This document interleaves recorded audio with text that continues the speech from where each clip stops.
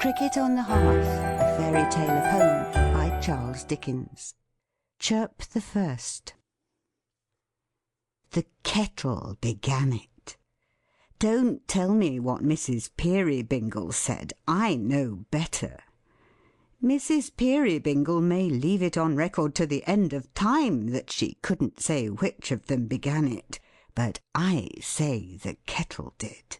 I ought to know, I hope.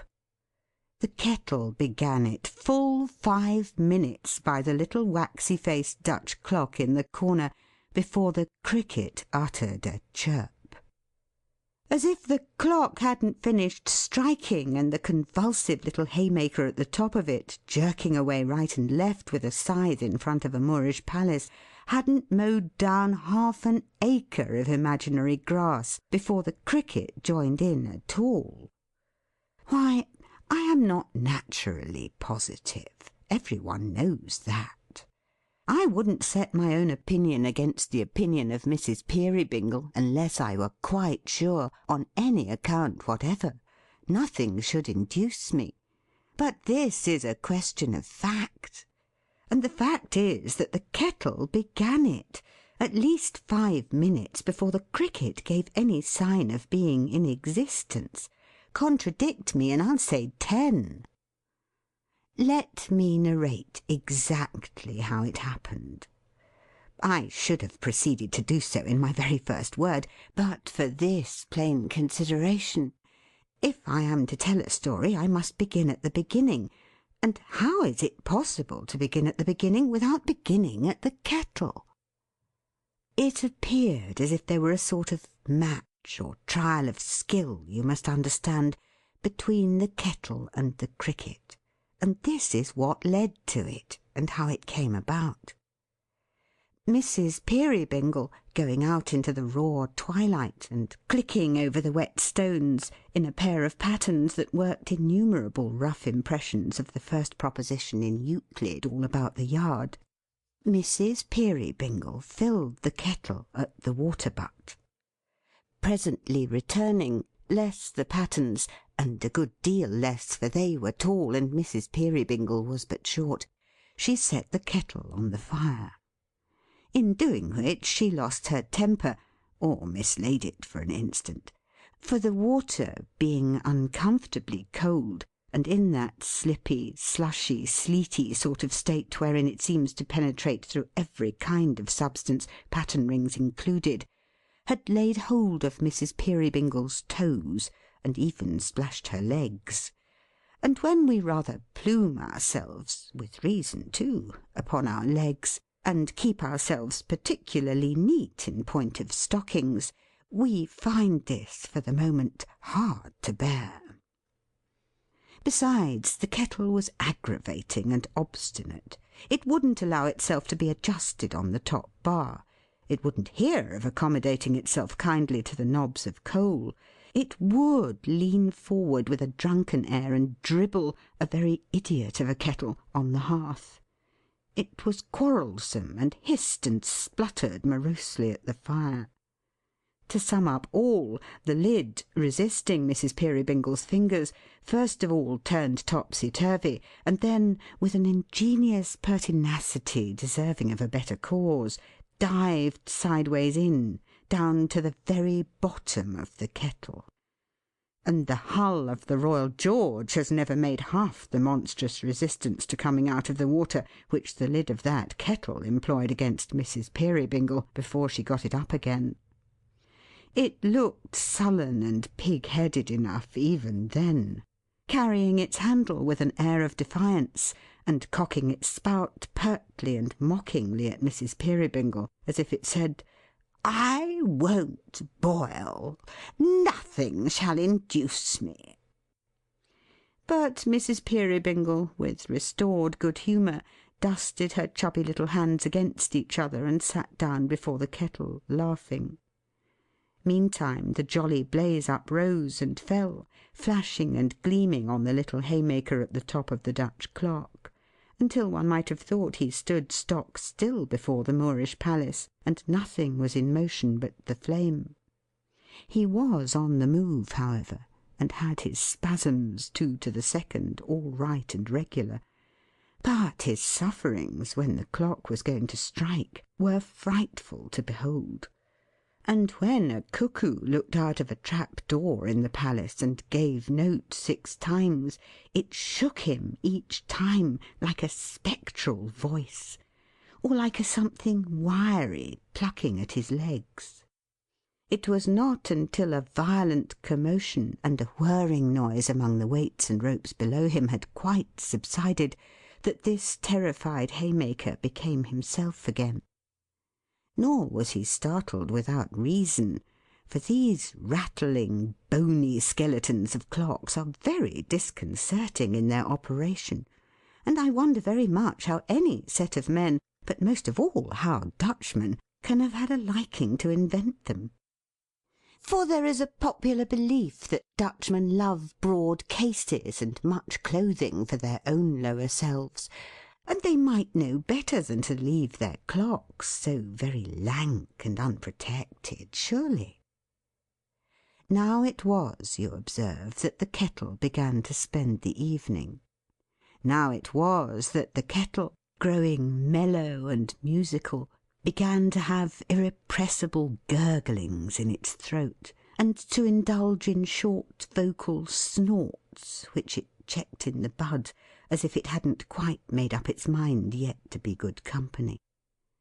Now it was that after 2 or 3 such vain attempts to stifle its convivial sentiments, it threw off all moroseness, all reserve, and burst into a stream of song so cosy and hilarious as never maudlin nightingale yet formed the least idea of. So plain, too. Bless you, you might have understood it like a book, better than some books you and I could name, perhaps. With its warm breath gushing forth in a light cloud, which merrily and gracefully ascended a few feet, then hung about the chimney-corner as its own domestic heaven, it trolled its song with that strong energy of cheerfulness that its iron body hummed and stirred upon the fire. And the lid itself, the recently rebellious lid, such is the influence of a bright example, performed a sort of jig, and clattered like a deaf and dumb young cymbal that had never known the use of its twin brother. That this song of the kettle's was a song of invitation and welcome to somebody out of doors, to somebody at that moment coming on towards the snug small home and the crisp fire, there is no doubt whatever. Mrs. Peerybingle knew it perfectly, as she sat musing before the hearth. "It's a dark night," sang the kettle, "and the rotten leaves are lying by the way, and above all is mist and darkness, and below all is mire and clay, and there's only one relief in all the sad and murky air, and I don't know that it is one, for it's nothing but a glare of deep and angry crimson, where the sun and wind together set a brand upon the clouds for being guilty of such weather. And the widest open country is a long dull streak of black, and there's hoar-frost on the finger-post and thaw upon the track, and the ice, it isn't water, and the water isn't free, and you couldn't say that anything is what it ought to be, but he's coming, coming, coming."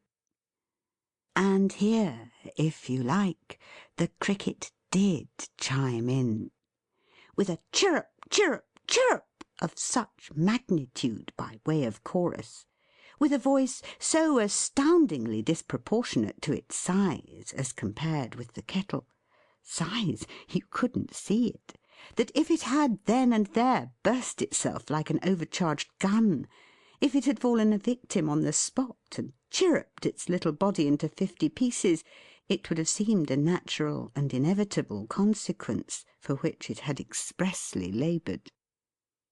The kettle had had the last of its solo performance. It persevered with undiminished ardour, but the Cricket took first fiddle and kept it. Good Heaven, how it chirped!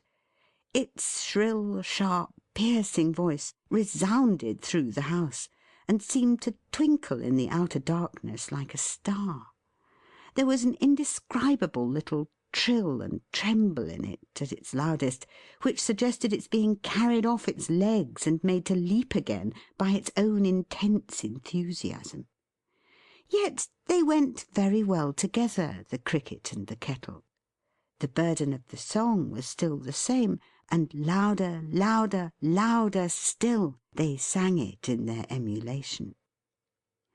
The fair little listener, for fair she was, and young, though something of what is called the dumpling shape, but I don't myself object to that, lighted a candle, glanced at the haymaker on the top of the clock, who was getting in a pretty average crop of minutes, and looked out of the window, where she saw nothing, owing to the darkness, but her own face imaged in the glass. And my opinion is, and so would yours have been, that she might have looked a long way and seen nothing half so agreeable. When she came back and sat down in her former seat, the Cricket and the Kettle were still keeping it up, with a perfect fury of competition, the Kettle's weak side clearly being that he didn't know when he was beat. There was all the excitement of a race about it. Chirp, chirp, chirp, Cricket a mile ahead. Hum, hum, hum, Kettle making play in the distance like a great top. Chirp, chirp, chirp, Cricket round the corner. Hum, hum, hum, Kettle sticking to him in his own way, no idea of giving in. Chirp, chirp, chirp, Cricket fresher than ever. Hum, hum, hum, Kettle slow and steady. Chirp, chirp, chirp, Cricket going in to finish him. Hum, hum, hum, Kettle not to be finished. Until at last they got so jumbled together in the hurry-scurry helter-skelter of the match, that whether the Kettle chirped and the Cricket hummed, or the Cricket chirped and the Kettle hummed, or they both chirped and both hummed, it would have taken a clearer head than yours or mine to have decided with anything like certainty. But of this there is no doubt, that the Kettle and the Cricket, at one and the same moment, and by some power of amalgamation best known to themselves, sent each his fireside song of comfort streaming into a ray of the candle that shone out through the window, and a long way down the lane. And this light, bursting on a certain person, who, on the instant, approached towards it through the gloom, expressed the whole thing to him, literally in a twinkling, and cried, "Welcome home, old fellow! Welcome home, my boy!" This end attained, the Kettle, being dead beat, boiled over, and was taken off the fire. Mrs. Peerybingle then went running to the door, where, what with the wheels of a cart, the tramp of a horse, the voice of a man, the tearing in and out of an excited dog, and the surprising and mysterious appearance of a baby, there was soon the very what's-his-name to pay. Where the baby came from, or how Mrs. Peerybingle got hold of it in that flash of time, I don't know. But a live baby there was in Mrs. Peerybingle's arms, and a pretty tolerable amount of pride she seemed to have in it, when she was drawn gently to the fire by a sturdy figure of a man, much taller and much older than herself, who had to stoop a long way down to kiss her. But she was worth the trouble. 6'6" with the lumbago might have done it. "Oh, goodness, John!" said Mrs. P. "What a state you were in with the weather!" He was something the worse for it, undeniably. The thick mist hung in clots upon his eyelashes like candied thaw, and between the fog and fire together there were rainbows in his very whiskers. "Why, you see, Dot," John made answer slowly, as he unrolled a shawl from about his throat and warmed his hands, It an't exactly summer weather, so no wonder." "I wish you wouldn't call me Dot, John. I don't like it," said Mrs. Peerybingle, pouting in a way that clearly showed she did like it very much. "Why, what else are you?" returned John, looking down upon her with a smile, and giving her waist as light a squeeze as his huge hand and arm could give. "A Dot and—" here he glanced at the Baby. "A Dot and Carry— I won't say it, for fear I should spoil it, but I was very near a joke. I don't know as ever I was nearer." He was often near to something or other very clever, by his own account, this lumbering, slow, honest John; this John so heavy, but so light of spirit; so rough upon the surface, but so gentle at the core; so dull without, so quick within; so stolid, but so good. Oh, Mother Nature, give thy children the true poetry of heart that hid itself in this poor Carrier's breast (he was but a Carrier, by the way), and we can bear to have them talking prose, and leading lives of prose, and bear to bless thee for their company. It was pleasant to see Dot, with her little figure and her Baby in her arms, a very doll of a Baby, glancing with a coquettish thoughtfulness at the fire, and inclining her delicate little head just enough on one side to let it rest in an odd, half natural, half affected, wholly nestling and agreeable manner on the great rugged figure of the Carrier. It was pleasant to see him, with his tender awkwardness, endeavouring to adapt his rude support to her slight need, and make his burly middle age a leaning staff not inappropriate to her blooming youth. It was pleasant to observe how Tilly Slowboy, waiting in the background for the Baby, took special cognizance, though in her earliest teens, of this grouping, and stood with her mouth and eyes wide open, and her head thrust forward, taking it in as if it were air. Nor was it less agreeable to observe how John the Carrier, reference being made by Dot to the aforesaid Baby, checked his hand when on the point of touching the infant, as if he thought he might crack it, and bending down, surveyed it from a safe distance with a kind of puzzled pride, such as an amiable mastiff might be supposed to show if he found himself one day the father of a young canary. "An't he beautiful, John? Don't he look precious in his sleep?" "Very precious," said John. "Very much so. He generally is asleep, an't he?" "Lord, John! Good gracious, no!" "Oh!" said John, pondering. "I thought his eyes was generally shut. Hallo!" "Goodness, John, how you startle one!" "It an't right for him to turn 'em up in that way," said the astonished Carrier, "is it? See how he's winking with both of 'em at once! And look at his mouth! Why, he's gasping like a gold and silver fish!" "You don't deserve to be a father, you don't," said Dot, with all the dignity of an experienced matron. "But how should you know what little complaints children are troubled with, John? You wouldn't so much as know their names, you stupid fellow!"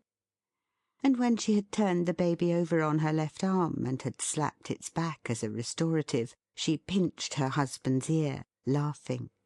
"No," said John, pulling off his outer coat. "It's very true, Dot. I don't know much about it. I only know that I've been fighting pretty stiffly with the wind to-night. It's been blowing north-east straight into the cart the whole way home." "Poor old man, so it has!" cried Mrs. Peerybingle, instantly becoming very active. "Here, take the precious darling, Tilly, while I make myself of some use. Bless it, I could smother it with kissing it, I could. Hi then, good dog! Hi, Boxer boy! Only let me make the tea first, John, and then I'll help you with the parcels, like a busy bee. How doth the little, and all the rest of it, you know, John? Did you ever learn how doth the little when you went to school, John?" "Not to quite know it," John returned. "I was very near it once, but I should only have spoilt it, I daresay." "Ha, ha!" laughed Dot. She had the blithest little laugh you ever heard. "What a dear old darling of a dunce you are, John, to be sure!" Not at all disputing this position, John went out to see that the boy with the lantern, which had been dancing to and fro before the door and window like a will-o'-the-wisp, took due care of the horse, who was fatter than you would quite believe if I gave you his measure, and so old that his birthday was lost in the mists of antiquity.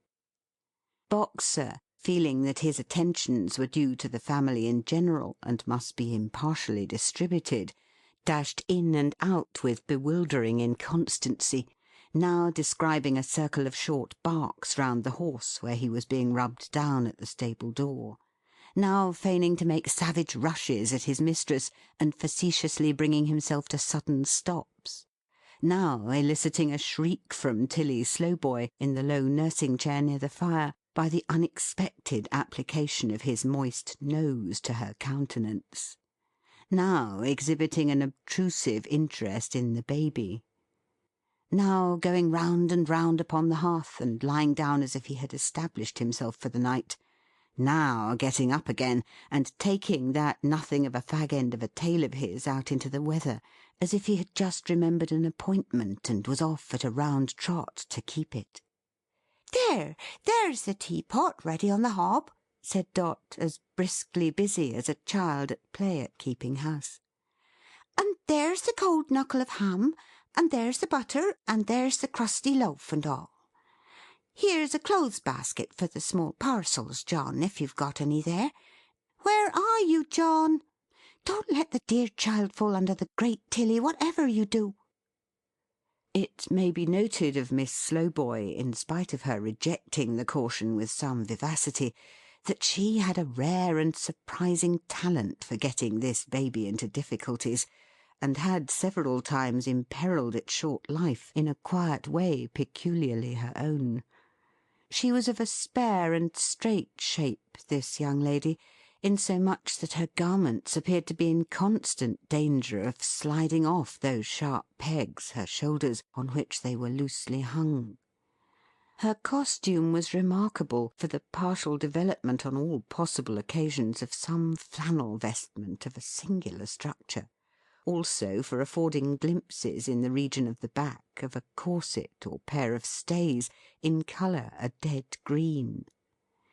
Being always in a state of gaping admiration at everything, and absorbed besides in the perpetual contemplation of her mistress's perfections and the baby's, Miss Slowboy, in her little errors of judgment, may be said to have done equal honour to her head and to her heart, and though these did less honour to the baby's head, which they were the occasional means of bringing into contact with deal doors, dressers, stair-rails, bed-posts, and other foreign substances, still they were the honest results of Tilly Slowboy's constant astonishment at finding herself so kindly treated, and installed in such a comfortable home. For the maternal and paternal Slowboy were alike unknown to fame, and Tilly had been bred by public charity a foundling, which word, though only differing from fondling by one vowel's length, is very different in meaning, and expresses quite another thing.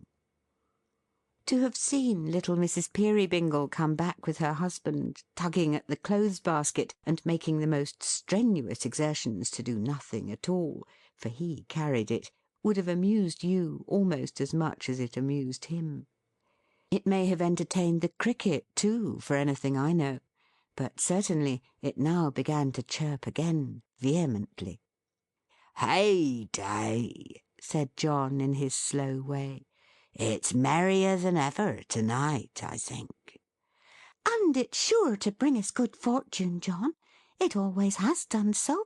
To have a Cricket on the hearth is the luckiest thing in all the world." John looked at her as if he had very nearly got the thought into his head that she was his Cricket in chief, and he quite agreed with her. But it was probably one of his narrow escapes, for he said nothing. "The first time I heard its cheerful little note, John, was on that night when you brought me home. When you brought me to my new home here, its little mistress, nearly a year ago. You recollect, John?" Oh, yes, John remembered. I should think so. "Its chirp was such a welcome to me. It seemed so full of promise and encouragement. It seemed to say you would be kind and gentle with me, and would not expect, I had a fear of that, John, then, to find an old head on the shoulders of your foolish little wife."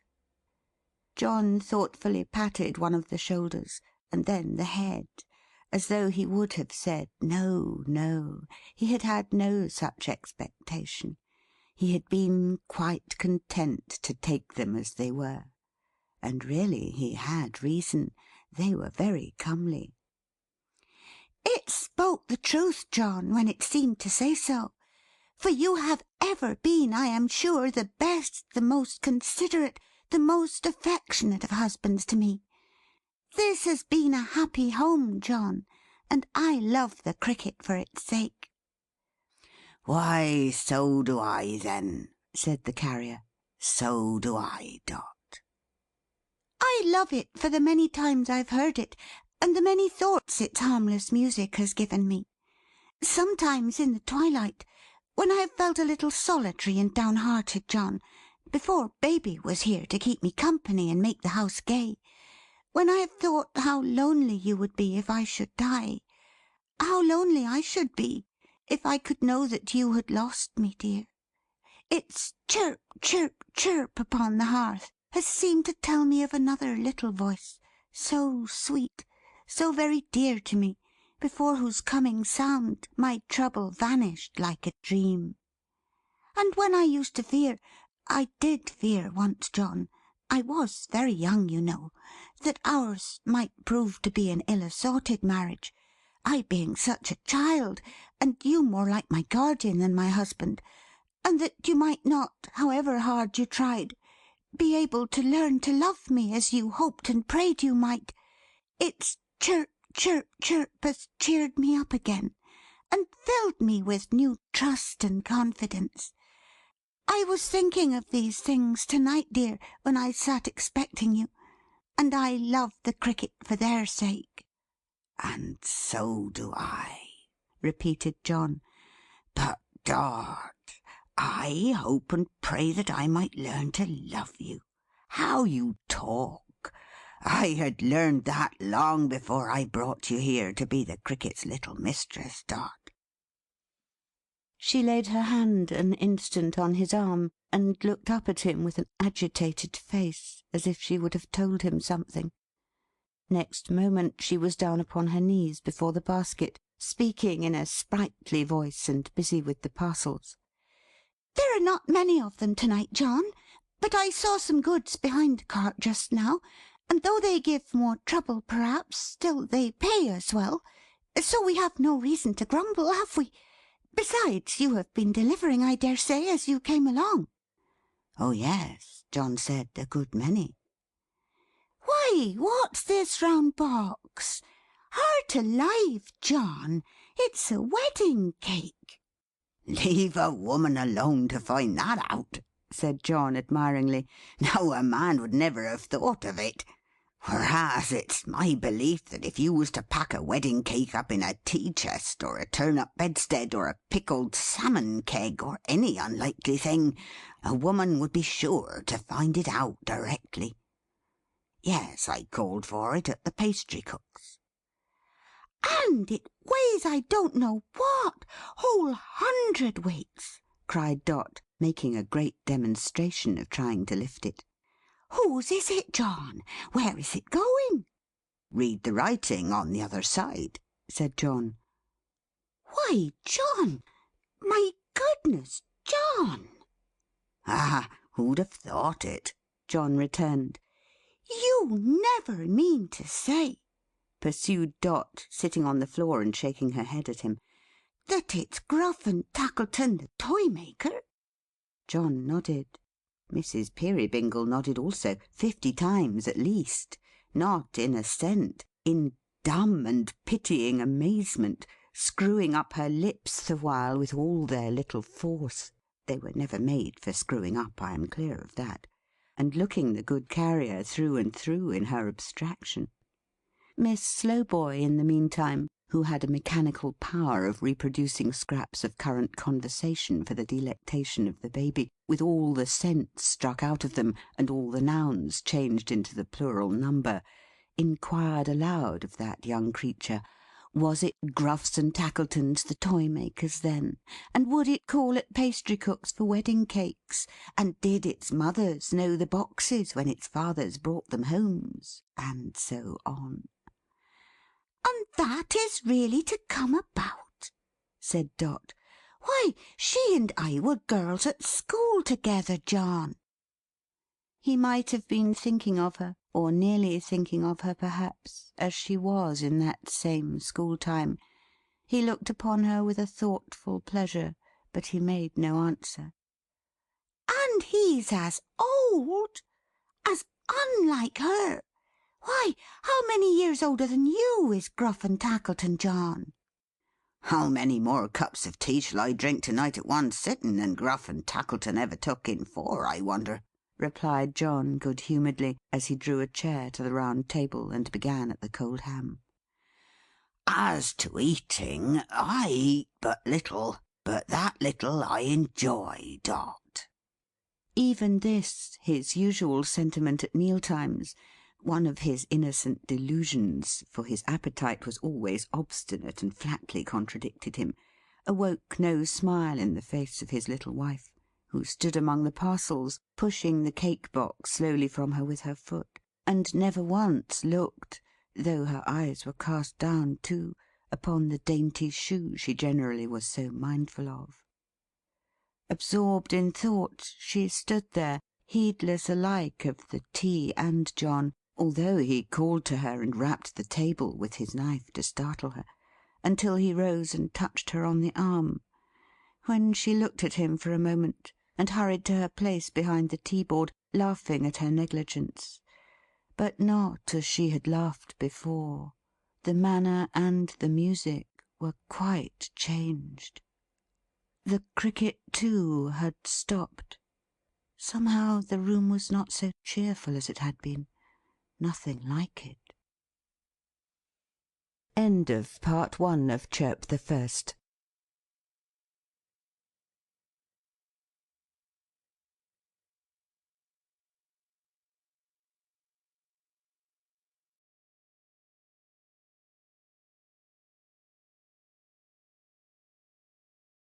Part 2 of Chirp the First of The Cricket on the Hearth by Charles Dickens.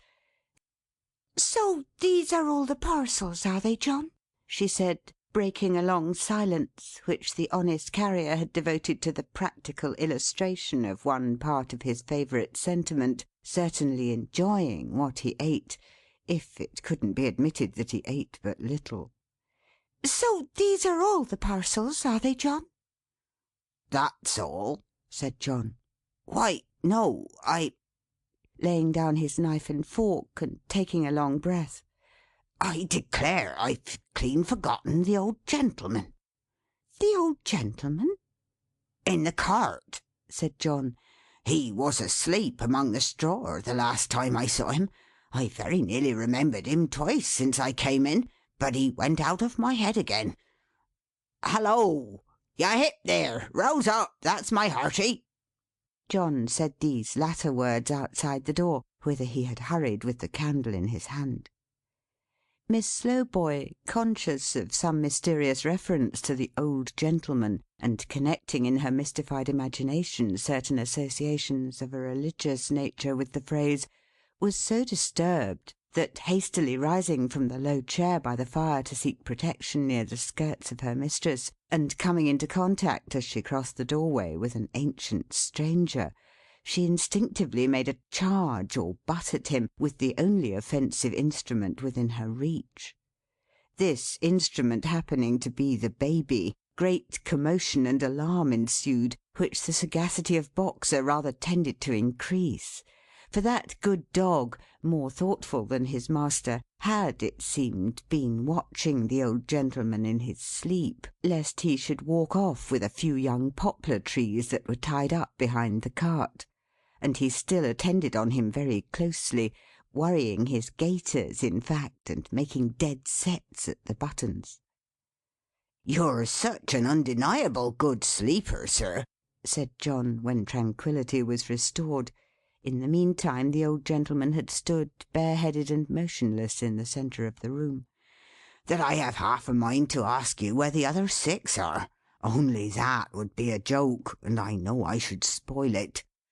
Very near, though," murmured the Carrier with a chuckle. "Very near." The stranger, who had long white hair, good features, singularly bold and well defined for an old man, and dark, bright, penetrating eyes, looked round with a smile, and saluted the Carrier's wife by gravely inclining his head.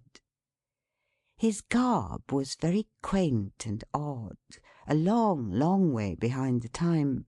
Its hue was brown all over.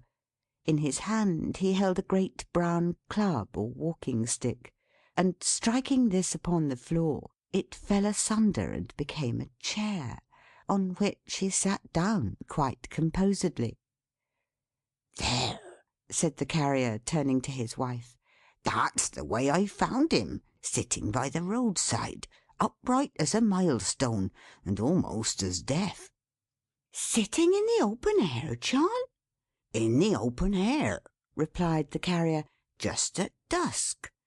'Carriage paid,' he said, and gave me 18 pence. Then he got in, and there he is." He's going, John, I think. Not at all. He was only going to speak. "If you please, I was to be left till called for," said the stranger mildly. "Don't mind me." With that he took a pair of spectacles from one of his large pockets, and a book from another, and leisurely began to read, making no more of Boxer than if he had been a house lamb. The Carrier and his wife exchanged a look of perplexity. The stranger raised his head, and glancing from the latter to the former, said, "Your daughter, my good friend?" "Wife," returned John. "Niece?" said the stranger. "Wife!" roared John. "Indeed," observed the stranger. "Surely very young." He quietly turned over and resumed his reading, but before he could have read 2 lines, he again interrupted himself to say, "Baby yours?" John gave him a gigantic nod, equivalent to an answer in the affirmative delivered through a speaking trumpet. "Girl?" "Boy!" roared John. "Also very young, eh?" Mrs. Peerybingle instantly struck in. 2 months and 3 days. Vaccinated just 6 weeks ago. Took very finely. Considered by the doctor a remarkably beautiful child. Equal to the general run of children at 5 months old. Takes notice in a way quite wonderful. May seem impossible to you, but feels his legs already."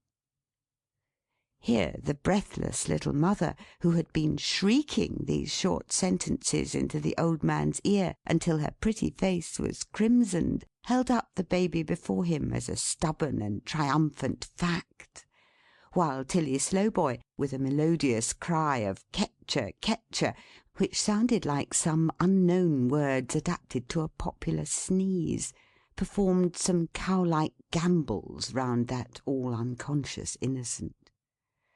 "Hark! He's called for, sure enough," said John. "There's somebody at the door. Open it, Tilly."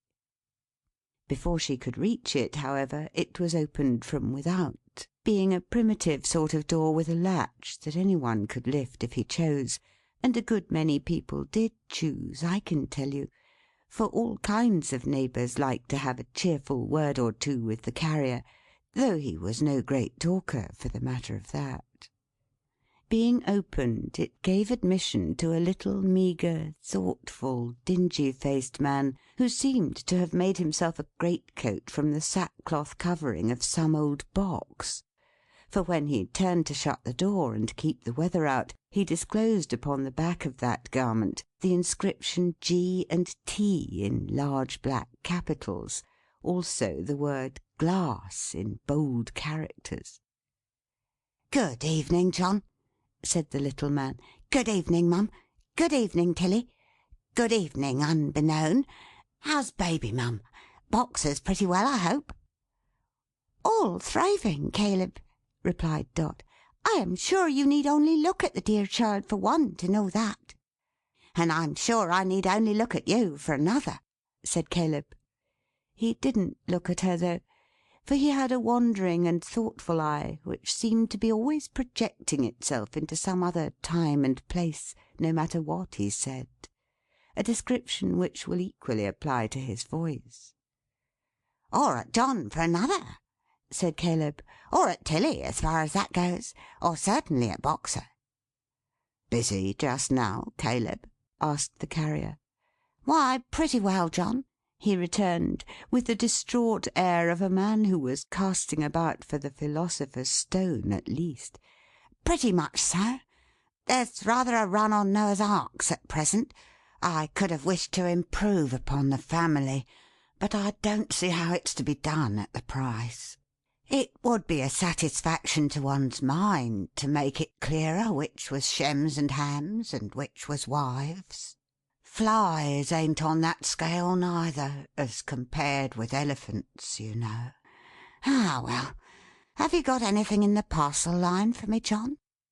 The carrier put his hand into a pocket of the coat he had taken off, and brought out, carefully preserved in moss and paper, a tiny flower-pot. "There it is," he said, adjusting it with great care. "Not so much as a leaf damaged. Full of buds." Caleb's dull eye brightened as he took it, and thanked him. "Dear, Caleb," said the carrier. "Very dear at this season." "Never mind that. It would be cheap to me, whatever it cost," returned the little man. "Anything else, John?" "A small box," replied the carrier. "Here you are." "For Caleb Plummer," said the little man, spelling out the direction. "With cash. With cash, John? I don't think it's for me." "With care," returned the carrier, looking over his shoulder. "Where do you make out cash?" "Oh, to be sure," said Caleb. "It's all right. With care. Yes, yes, that's mine. It might have been with cash, indeed, if my dear boy in the golden South Americas had lived, John. You loved him like a son, didn't you? You needn't say you did. I know, of course.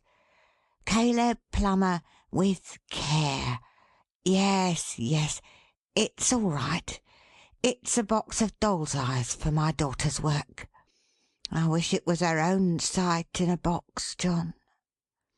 "I wish it was, or could be," cried the carrier. "Thank'ee," said the little man. "You speak very hearty. To think that she should never see the dolls, and them a staring at her so bold all day long. That's where it cuts. What's the damage, John?" "I'll damage you," said John, "if you inquire. Dot! Very near." "Well, it's like you to say so," observed the little man. "It's your kind way. Let me see. I think that's all."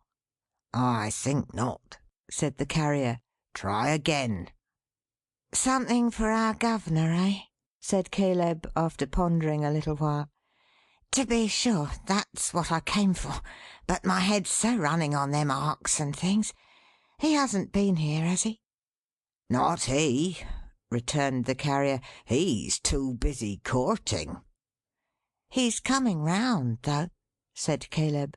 for he told me to keep on the near side of the road going home, and it was 10 to 1 he'd take me up. I had better go, by the by. You couldn't have the goodness to let me pinch Boxer's tail, Mum, for half a moment, could you?" "Why, Caleb, what a question!" "Oh, never mind, Mum," said the little man. "He mightn't like it, perhaps. There's a small order just come in for barking dogs, and I should wish to go as close to nature as I could for sixpence. That's all. Never mind, Mum." It happened opportunely that Boxer, without receiving the proposed stimulus, began to bark with great zeal. But as this implied the approach of some new visitor, Caleb, postponing his study from the Life to a more convenient season, shouldered the round box and took a hurried leave. He might have spared himself the trouble, for he met the visitor upon the threshold. "Oh, you are here, are you? Wait a bit. I'll take you home. John Peerybingle, my service to you. More of my service to your pretty wife. Handsomer every day. Better, too, if possible. And younger," mused the speaker in a low voice. "That's the devil of it." "I should be astonished at your paying compliments, Mr. Tackleton," said Dot, not with the best grace in the world, "but for your condition." "You know all about it, then?" "I have got myself to believe it, somehow," said Dot. "After a hard struggle, I suppose?" "Very."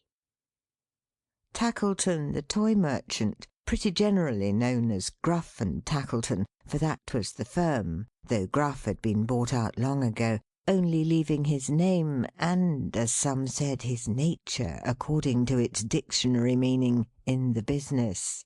Tackleton the toy merchant was a man whose vocation had been quite misunderstood by his parents and guardians. If they had made him a money lender, or a sharp attorney, or a sheriff's officer, or a broker, he might have sown his discontented oats in his youth, and after having had the full run of himself in ill-natured transactions, might have turned out amiable at last, for the sake of a little freshness and novelty.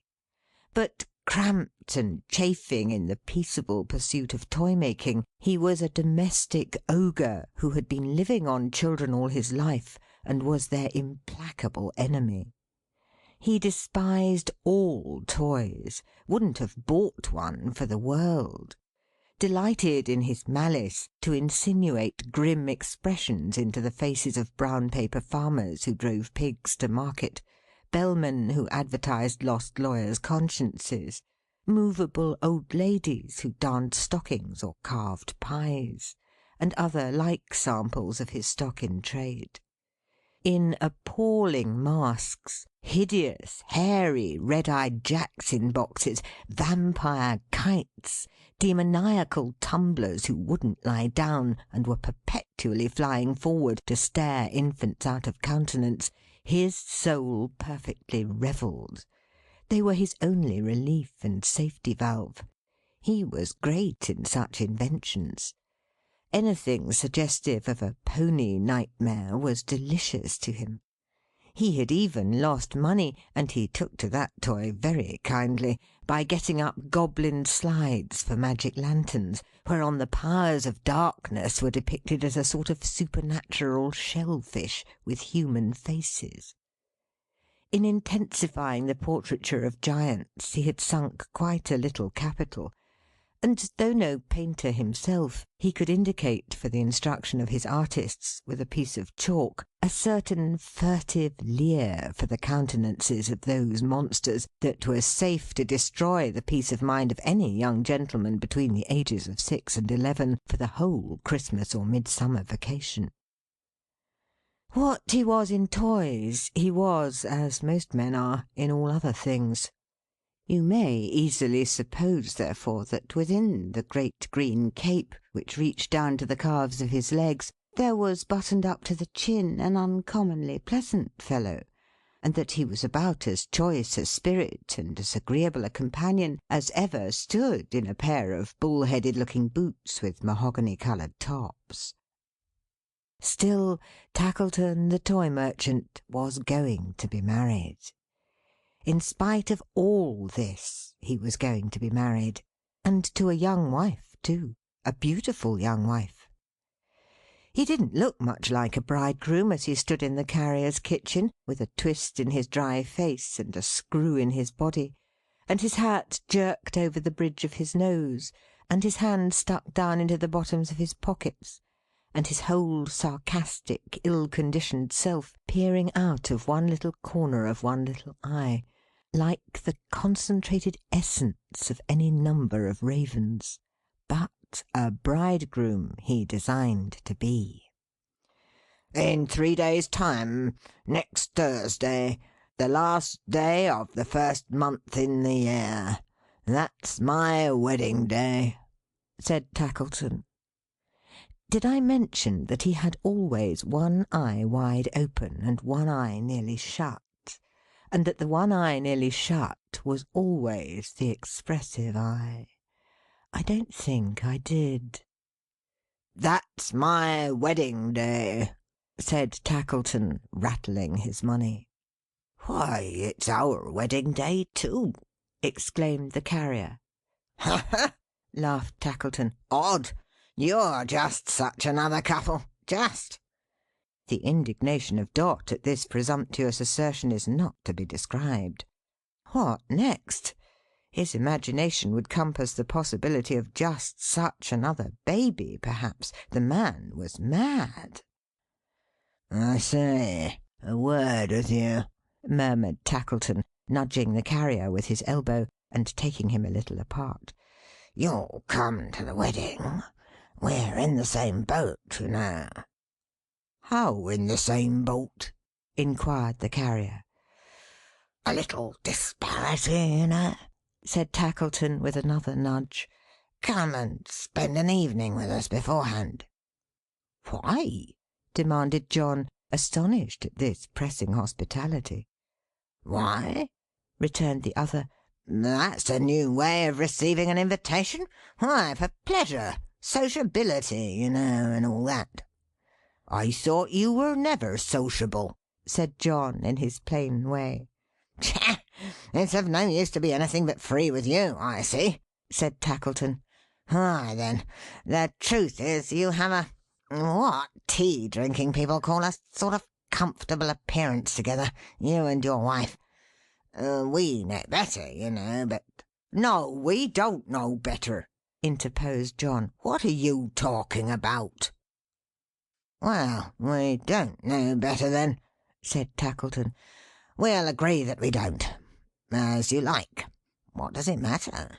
I was going to say, as you have that sort of appearance, your company will produce a favourable effect on Mrs. Tackleton that will be. And though I don't think your good lady's very friendly to me in this matter, still she can't help herself from falling into my views, for there's a compactness and cosiness of appearance about her that always tells, even in an indifferent case. You'll say you'll come? We have arranged to keep our wedding day, as far as that goes, at home, said John. We have made the promise to ourselves these 6 months. We think, you see, that home— Bah! What's home? cried Tackleton. 4 walls and a ceiling. Why don't you kill that cricket? I would. I always do. I hate their noise. There are 4 walls and a ceiling at my house. Come to me. You kill your crickets, eh? said John. Scrunch 'em, sir, returned the other, setting his heel heavily on the floor. You'll say you'll come. It's as much your interest as mine, you know, that the women should persuade each other that they're quiet and contented and couldn't be better off. I know their way. Whatever one woman says, another woman is determined to clinch always. There's that spirit of emulation among 'em, sir, that if your wife says to my wife, I'm the happiest woman in the world, and mine's the best husband in the world, and I dote on him, my wife will say the same to yours, or more, and half believe it. Do you mean to say she don't, then? asked the carrier. Don't! cried Tackleton, with a short, sharp laugh. Don't what? The Carrier had had some faint idea of adding dote upon you, but happening to meet the half-closed eye as it twinkled upon him over the turned-up collar of the cape, which was within an ace of poking it out, he felt it such an unlikely part and parcel of anything to be doted on, that he substituted, that she don't believe it. Ha, you dog, you're joking, said Tackleton. But the Carrier, though slow to understand the full drift of his meaning, eyed him in such a serious manner that he was obliged to be a little more explanatory. I have the humour, said Tackleton, holding up the fingers of his left hand, and tapping the forefinger to imply, there I am, Tackleton to wit. I have the humour, sir, to marry a young wife, and a pretty wife. Here he rapped his little finger to express the bride, not sparingly, but sharply, with a sense of power. I'm able to gratify that humour, and I do. It's my whim. But now look there. He pointed to where Dot was sitting thoughtfully before the fire, leaning her dimpled chin upon her hand and watching the bright blaze. The Carrier looked at her, and then at him, and then at her, and then at him again. She honours and obeys, no doubt, you know, said Tackleton, and that, as I am not a man of sentiment, is quite enough for me. But do you think there's anything more in it? I think, observed the Carrier, that I should chuck any man out of window who said there wasn't. Exactly so, returned the other with an unusual alacrity of assent. To be sure. Doubtless you would. Of course. I'm certain of it. Good night. Pleasant dreams. The good Carrier was puzzled and made uncomfortable and uncertain in spite of himself. He couldn't help showing it in his manner. Good night, my dear friend, said Tackleton compassionately. I'm off. We're exactly alike in reality, I see. You won't give us tomorrow evening? Well, next day you go out visiting, I know. I'll meet you there, and bring my wife that is to be. It'll do her good. You're agreeable? Thank ye. What's that? It was a large cry from the Carrier's wife. A loud, sharp, sudden cry that made the room ring like a glass vessel. She had risen from her seat, and stood like one transfixed by terror and surprise. The stranger had advanced towards the fire to warm himself, and stood within a short stride of her chair, but quite still. Dot! cried the Carrier. Mary, darling, what's the matter? They were all about her in a moment. Caleb, who had been dozing on the cake-box, in the first imperfect recovery of his suspended presence of mind, seized Miss Slowboy by the hair of her head, but immediately apologized. Mary! exclaimed the Carrier, supporting her in his arms. Are you ill? What is it? Tell me, dear. She only answered by beating her hands together, and falling into a wild fit of laughter. Then, sinking from his grasp upon the ground, she covered her face with her apron, and wept bitterly. And then she laughed again, and then she cried again, and then she said how cold it was, and suffered him to lead her to the fire, where she sat down as before. The old man standing, as before, quite still. I'm better, John, she said. I'm quite well now. John. But John was on the other side of her. Why turn her face towards the strange old gentleman as if addressing him? Was her brain wandering? Only a fancy, John dear. A kind of shock. A something coming suddenly before my eyes. I don't know what it was. It's quite gone. Quite gone. I'm glad it's gone, muttered Tackleton, turning the expressive eye all round the room. I wonder where it's gone, and what it was. Caleb, come here. Who's that with the grey hair? I don't know, sir, returned Caleb in a whisper. Never seen him before in all my life. A beautiful figure for a nut-cracker. Quite a new model. With a screw jaw opening down into his waistcoat, he'd be lovely." "Not ugly enough," said Tackleton. "Or for a fire-box, either," observed Caleb in deep contemplation. "What a model! Unscrew his head to put the matches in. Turn him heels up'ards for the light, and what a fire-box for a gentleman's mantel-shelf, just as he stands." "Not half ugly enough," said Tackleton. "Nothing in him at all. Come, bring that box. All right now, I hope?" "Oh, quite gone, quite gone," said the little woman, waving him hurriedly away. "Good night." "Good night," said Tackleton. "Good night, John Peerybingle. Take care how you carry that box, Caleb. Let it fall and I'll murder you. Dark as pitch and weather worse than ever, eh? Good night." So with another sharp look round the room, he went out at the door, followed by Caleb with the wedding cake on his head.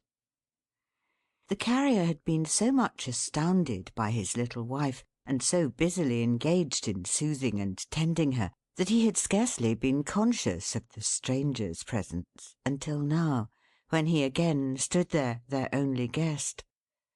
"He don't belong to them, you see," said John. "I must give him a hint to go." "I beg your pardon, friend," said the old gentleman, advancing to him. "The more so, as I fear your wife has not been well.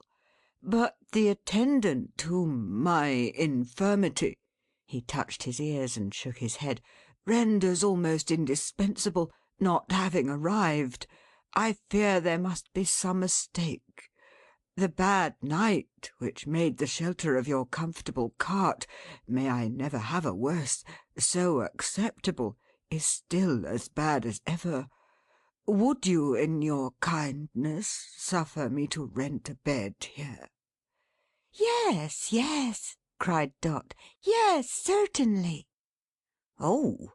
said the Carrier, surprised by the rapidity of this consent. "Well, I don't object. But still I'm not quite sure that—" "Hush!" she interrupted. "Dear John." "Why, he's stone deaf," urged John. "I know he is, but yes, sir, certainly. Yes, certainly. I'll make him up a bed directly, John." As she hurried off to do it, the flutter of her spirits and the agitation of her manner were so strange, that the Carrier stood looking after her, quite confounded. "Did its mothers make it up a beds, then?" cried Miss Slowboy to the baby. "And did its hair grow brown and curly when its caps was lifted off, and frighten it of precious pets a sitting by the fires?" With that unaccountable attraction of the mind to trifles, which is often incidental to a state of doubt and confusion, the Carrier, as he walked slowly to and fro, found himself mentally repeating even these absurd words many times. So many times that he got them by heart, and was still conning them over and over like a lesson, when Tilly, after administering as much friction to the little bald head with her hand as she thought wholesome, according to the practice of nurses, had once more tied the baby's cap on. "And frighten it of precious pets a sitting by the fire. What frightened Dot, I wonder?" mused the Carrier, pacing to and fro. He scouted from his heart the insinuations of the Toy Merchant, and yet they filled him with a vague, indefinite uneasiness; for Tackleton was quick and sly, and he had that painful sense himself of being a man of slow perception, that a broken hint was always worrying to him. He certainly had no intention in his mind of linking anything that Tackleton had said with the unusual conduct of his wife; but the two subjects of reflection came into his mind together, and he could not keep them asunder. The bed was soon made ready, and the visitor, declining all refreshment but a cup of tea, retired. Then Dot, quite well again, she said, quite well again, arranged the great chair in the chimney corner for her husband, filled his pipe and gave it him, and took her usual little stool beside him on the hearth. She always would sit on that little stool. I think she must have had a kind of notion that it was a coaxing, wheedling little stool. She was, out and out, the very best filler of a pipe, I should say, in the 4 quarters of the globe. To see her put that chubby little finger in the bowl, and then blow down the pipe to clear the tube, and when she had done so, affect to think that there was really something in the tube, and blow a dozen times, and hold it to her eye like a telescope, with a most provoking twist in her capital little face as she looked down it, was quite a brilliant thing. As to the tobacco, she was perfect mistress of the subject, and her lighting of the pipe with a wisp of paper, when the Carrier had it in his mouth, going so very near his nose and yet not scorching it, was art, high art, sir. And the Cricket and the Kettle, tuning up again, acknowledged it. The bright fire blazing up again acknowledged it. The little mower on the clock in his unheeded work acknowledged it. The Carrier, in his smoothing forehead and expanding face, acknowledged it, the readiest of all. And as he soberly and thoughtfully puffed at his old pipe, and as the Dutch clock ticked, and as the red fire gleamed, and as the Cricket chirped, that genius of his hearth and home, for such the Cricket was, came out in fairy shape into the room, and summoned many forms of home about him. Dots of all ages and all sizes filled the chamber. Dots who were merry children running on before him, gathering flowers in the fields. Coy Dots, half shrinking from, half yielding to, the pleading of his own rough image. Newly married Dots, alighting at the door, and taking wondering possession of the household keys. Motherly little Dots, attended by fictitious Slowboys, bearing babies to be christened. Matronly Dots, still young and blooming, watching Dots of daughters as they danced at rustic balls. Fat Dots, encircled and beset by troops of rosy grandchildren. Withered Dots, who leaned on sticks and tottered as they crept along. Old Carriers, too, appeared, with blind old boxers lying at their feet, and newer carts with younger drivers, Peerybingle brothers on the tilt, and sick old Carriers, tended by the gentlest hands, and graves of dead and gone old Carriers, green in the churchyard. And as the Cricket showed him all these things, he saw them plainly, though his eyes were fixed upon the fire. The Carrier's heart grew light and happy, and he thanked his household gods with all his might, and cared no more for Gruff and Tackleton than you do. But what was that young figure of a man, which the same Fairy Cricket set so near her stool, and which remained there, singly and alone? Why did it linger still so near her, with its arm upon the chimney-piece, ever repeating, "Married, and not to me"? Oh, Dot! Oh, failing Dot! There is no place for it in all your husband's visions. Why has its shadow fallen on his hearth? End of Chirp the First. Chirp the Second of The Cricket on the Hearth, by Charles Dickens. Caleb Plummer and his blind daughter lived all alone by themselves, as the story-books say, and my blessing, with yours to back it, I hope, on the story-books for saying anything in this work-a-day world.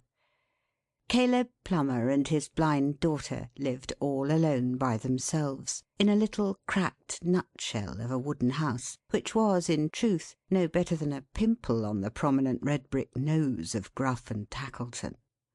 The premises of Gruff and Tackleton were the great feature of the street, but you might have knocked down Caleb Plummer's dwelling with a hammer or two, and carried off the pieces in a cart. If any one had done the dwelling house of Caleb Plummer the honour to miss it after such an inroad, it would have been, no doubt, to commend its demolition as a vast improvement. It stuck to the premises of Gruff and Tackleton like a barnacle to a ship's keel, or a snail to a door, or a little bunch of toadstools to the stem of a tree. But it was the germ from which the full-grown trunk of Gruff and Tackleton had sprung, and under its crazy roof the Gruff before last had, in a small way, made toys for a generation of old boys and girls, who had played with them, and found them out, and broken them, and gone to sleep.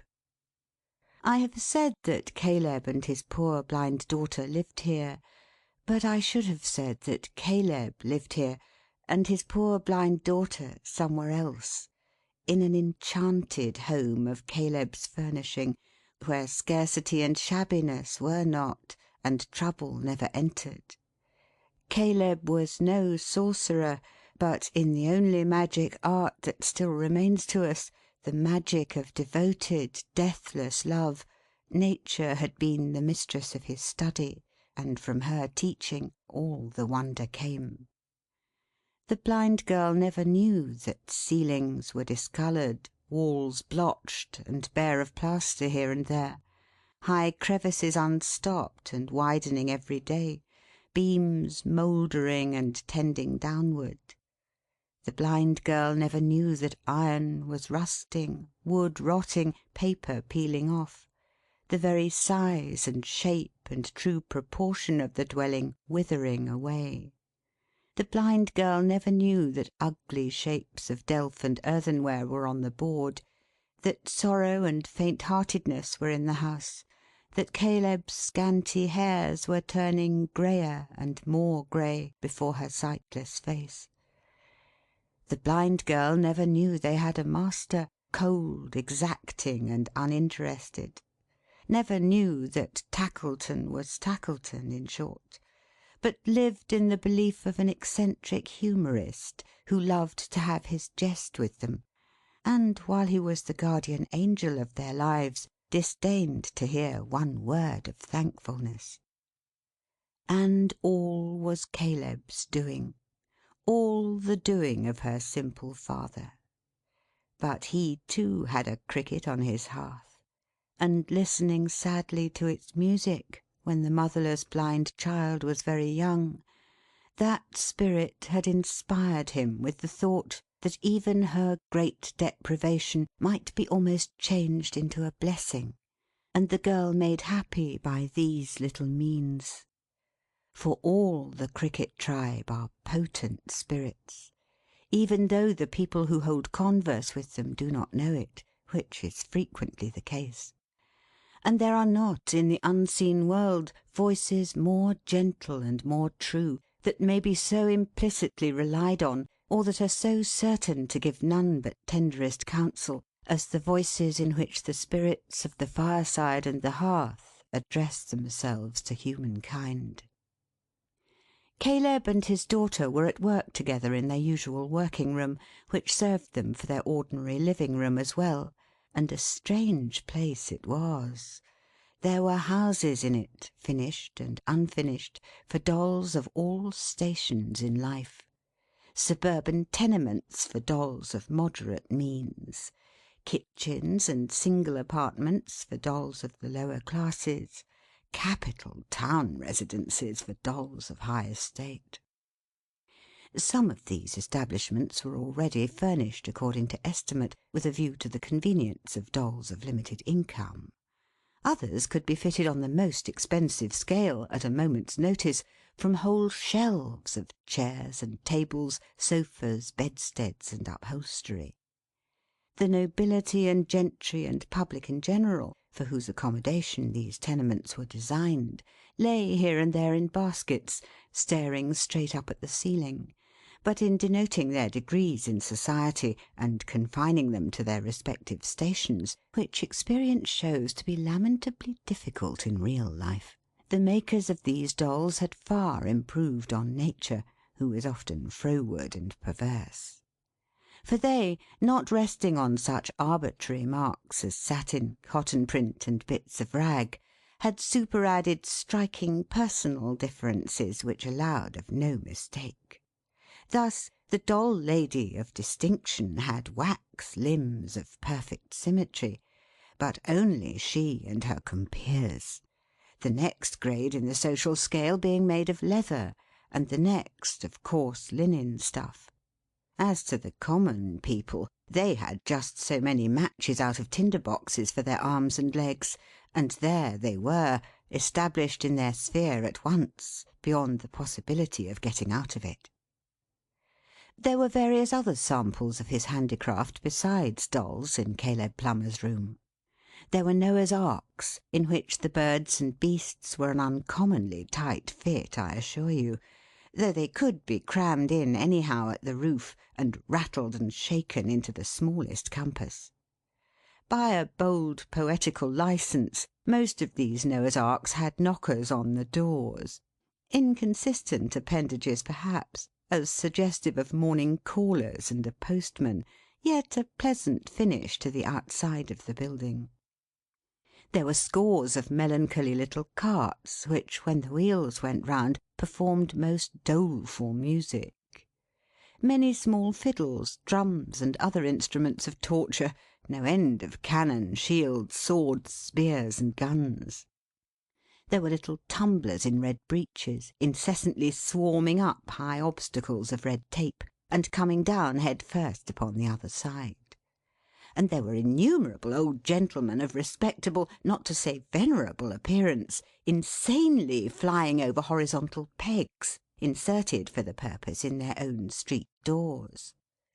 There were beasts of all sorts, horses in particular of every breed, from the spotted barrel on 4 pegs, with a small tippet for a mane, to the thoroughbred rocker on his highest mettle. As it would have been hard to count the dozens upon dozens of grotesque figures that were ever ready to commit all sorts of absurdities on the turning of a handle, so it would have been no easy task to mention any human folly, vice, or weakness that had not its type, immediate or remote, in Caleb Plummer's room, and not in an exaggerated form. For very little handles will move men and women to as strange performances as any toy was ever made to undertake. In the midst of all these objects, Caleb and his daughter sat at work. The blind girl busy as a doll's dressmaker, and Caleb painting and glazing the 4-pair front of a desirable family mansion. The care imprinted in the lines of Caleb's face, and his absorbed and dreamy manner, which would have sat well on some alchemist or abstruse student, were at first sight an odd contrast to his occupation and the trivialities about him. But trivial things, invented and pursued for bread, become very serious matters of fact; and apart from this consideration, I am not at all prepared to say myself that if Caleb had been a Lord Chamberlain, or a Member of Parliament, or a lawyer, or even a great speculator, he would have dealt in toys one whit less whimsical, while I have a very great doubt whether they would have been as harmless. So you were out in the rain last night, father, in your beautiful new greatcoat?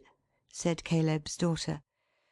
In my beautiful new greatcoat, answered Caleb, glancing towards a clothes-line in the room, on which the sackcloth garment previously described was carefully hung up to dry. How glad I am you bought it, father. And of such a tailor too, said Caleb. Quite a fashionable tailor. It's too good for me. The blind girl rested from her work, and laughed with delight. Too good, father! What can be too good for you?" "I'm half ashamed to wear it, though," said Caleb, watching the effect of what he said upon her brightening face. "Upon my word, when I hear the boys and people say behind me, 'Hallo! Here's a swell!' I don't know which way to look. And when the beggar wouldn't go away last night, and when I said I was a very common man, said, 'No, your honour, bless your honour, don't say that,' I was quite ashamed. I really felt as if I hadn't a right to wear it." Happy Blind Girl! How merry she was in her exultation! "I see you, father," she said, clasping her hands, "as plainly as if I had the eyes I never want when you are with me. A blue coat." "Bright blue," said Caleb. "Yes, yes, bright blue!" exclaimed the girl, turning up her radiant face. "The colour I can just remember in the blessed sky. You told me it was blue before. A bright blue coat." "Made loose to the figure," suggested Caleb. "Yes, loose to the figure!" cried the Blind Girl, laughing heartily. "And in it you, dear father, with your merry eye, your smiling face, your free step, and your dark hair, looking so young and handsome." "Hallo, hallo!" said Caleb. "I shall be vain presently." "I think you are already," cried the Blind Girl, pointing at him in her glee. "I know you, father. Ha, ha, ha! I found you out, you see." How different the picture in her mind from Caleb as he sat observing her! She had spoken of his free step. She was right in that. For years and years he never once had crossed that threshold at his own slow pace, but with a footfall counterfeited for her ear; and never had he, when his heart was heaviest, forgotten the light tread that was to render hers so cheerful and courageous. Heaven knows!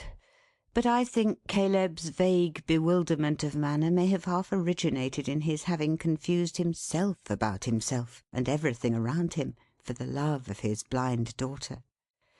How could the little man be otherwise than bewildered, after labouring for so many years to destroy his own identity, and that of all the objects that had any bearing on it?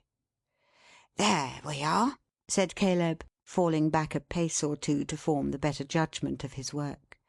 "As near the real thing as 6 of halfpence is to 6. What a pity that the whole front of the house opens at once! If there was only a staircase in it now, and regular doors to the rooms to go in at! But that's the worst of my calling. I'm always deluding myself, and swindling myself." "You are speaking quite softly. You are not tired, father?" "Tired!" echoed Caleb, with a great burst of animation. "What should tire me, Bertha? I was never tired. What does it mean?" To give the greater force to his words, he checked himself in an involuntary imitation of 2 half-lengths stretching and yawning figures on the mantel shelf, who were represented as in one eternal state of weariness from the waist upwards, and hummed a fragment of a song. It was a Bacchanalian song, something about a sparkling bowl; and he sang it with an assumption of a devil-may-care voice that made his face 1,000 times more meagre and more thoughtful than ever. "What, you're singing, are you?" said Tackleton, putting his head in at the door. "Go it! I can't sing." Nobody would have suspected him of it. He hadn't what is generally termed a singing face, by any means. "I can't afford to sing," said Tackleton. "I'm glad you can. I hope you can afford to work too. Hardly time for both, I should think." "If you could only see him, Bertha, how he's winking at me!" whispered Caleb. "Such a man to joke! You'd think, if you didn't know him, he was in earnest; wouldn't you now?" The Blind Girl smiled and nodded. The bird that can sing and won't sing must be made to sing, they say," grumbled Tackleton. "What about the owl that can't sing and oughtn't to sing and will sing? Is there anything that he should be made to do?"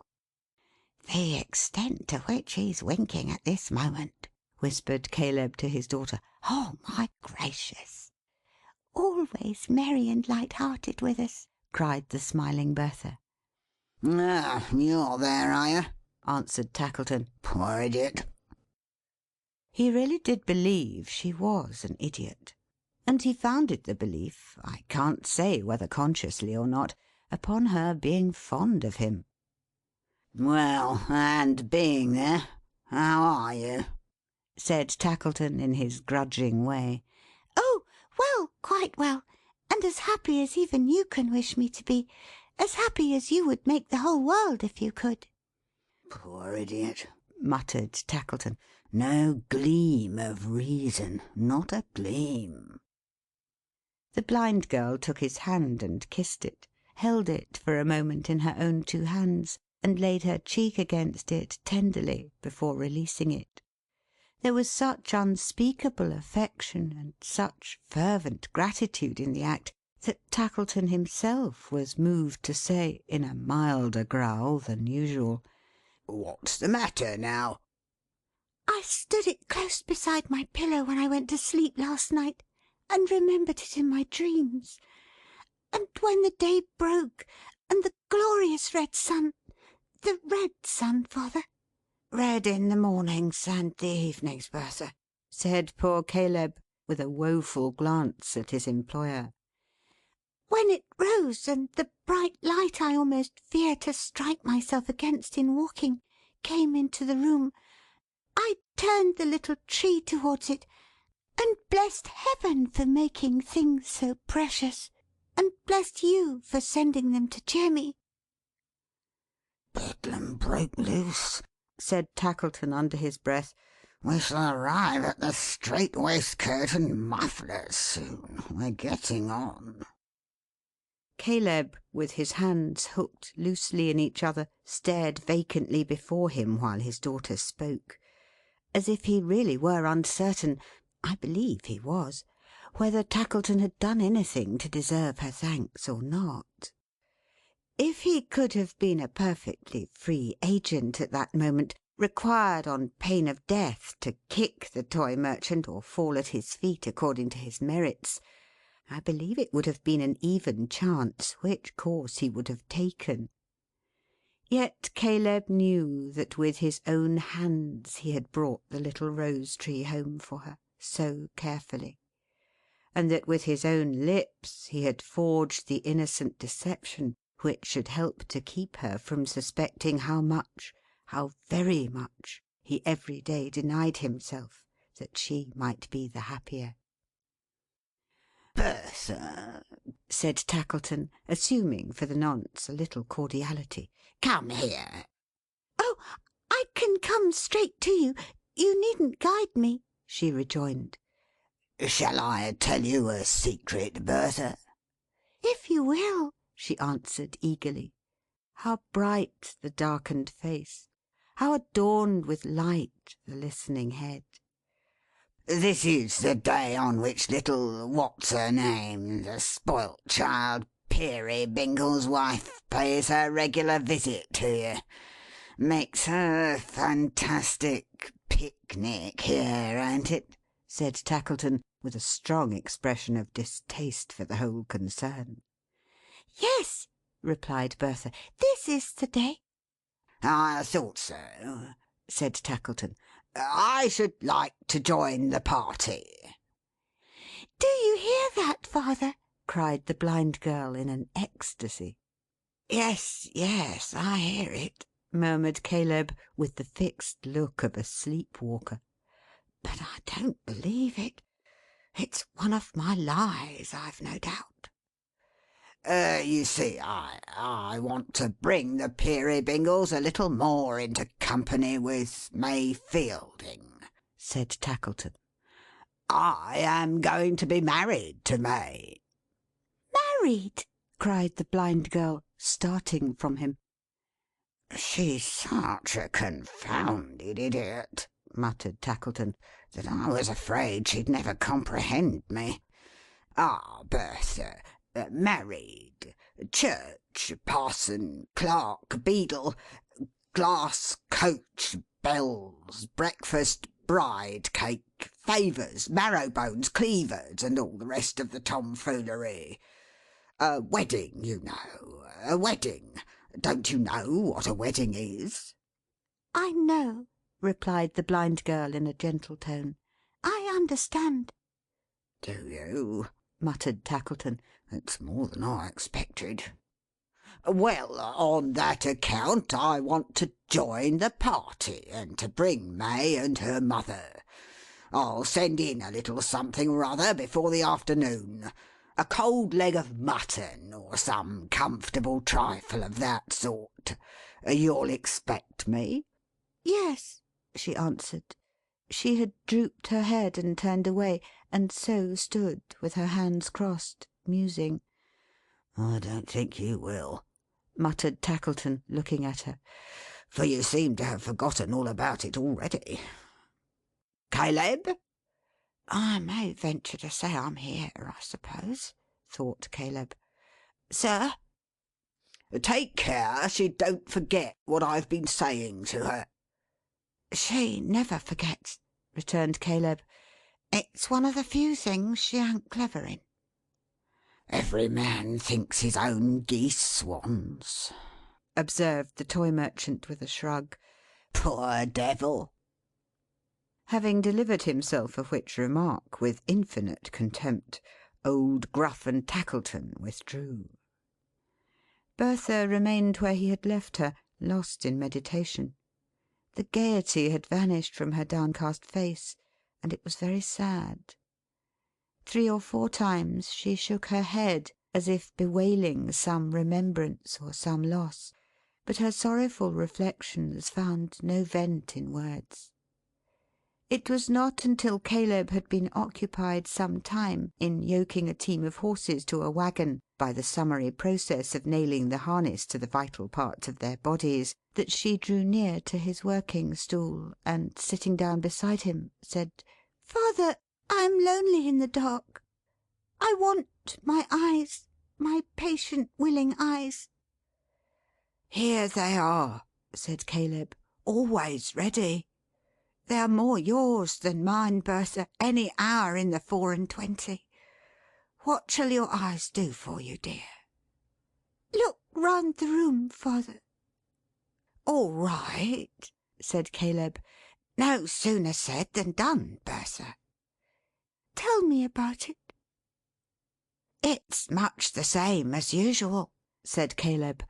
"Homely, but very snug. The gay colours on the walls, the bright flowers on the plates and dishes, the shining wood where there are beams or panels, the general cheerfulness and neatness of the building, make it very pretty." Cheerful and neat it was, wherever Bertha's hands could busy themselves, but nowhere else were cheerfulness and neatness possible, in the old crazy shed which Caleb's fancy so transformed. "You have your working dress on, and are not so gallant as when you wear the handsome coat," said Bertha, touching him. "Not quite so gallant," answered Caleb. "Pretty brisk, though."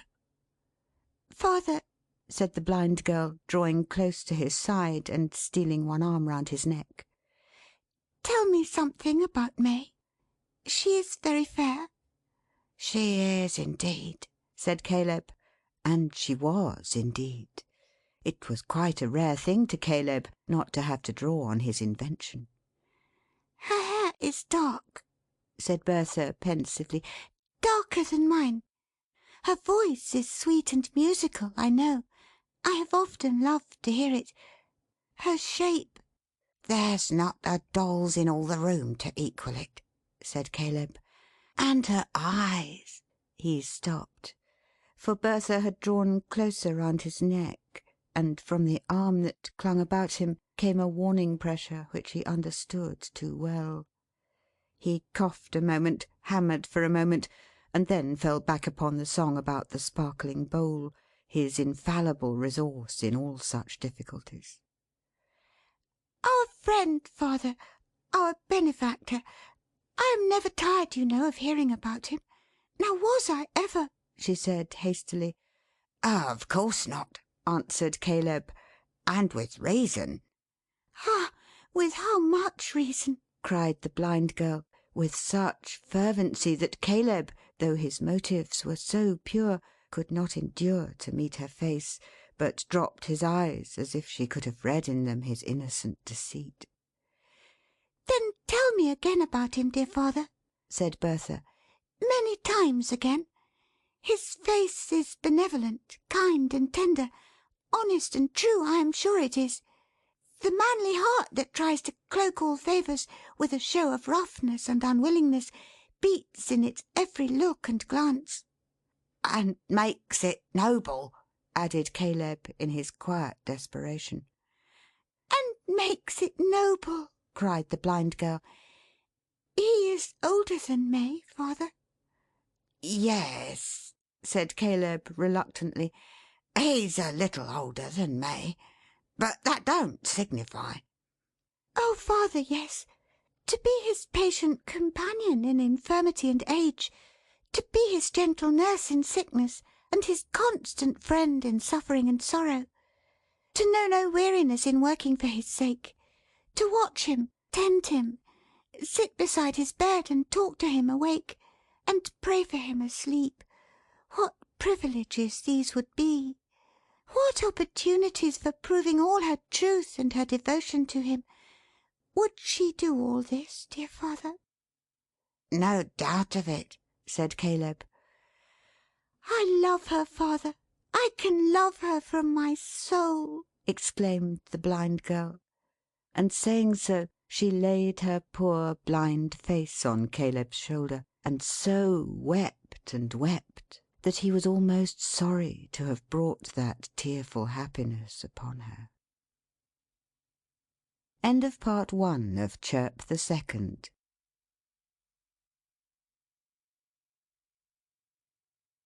Part 2 of Chirp the Second of The Cricket on the Hearth by Charles Dickens. In the meantime there had been a pretty sharp commotion at John Peerybingle's, for little Mrs. Peerybingle naturally couldn't think of going anywhere without the baby, and to get the baby under way took time.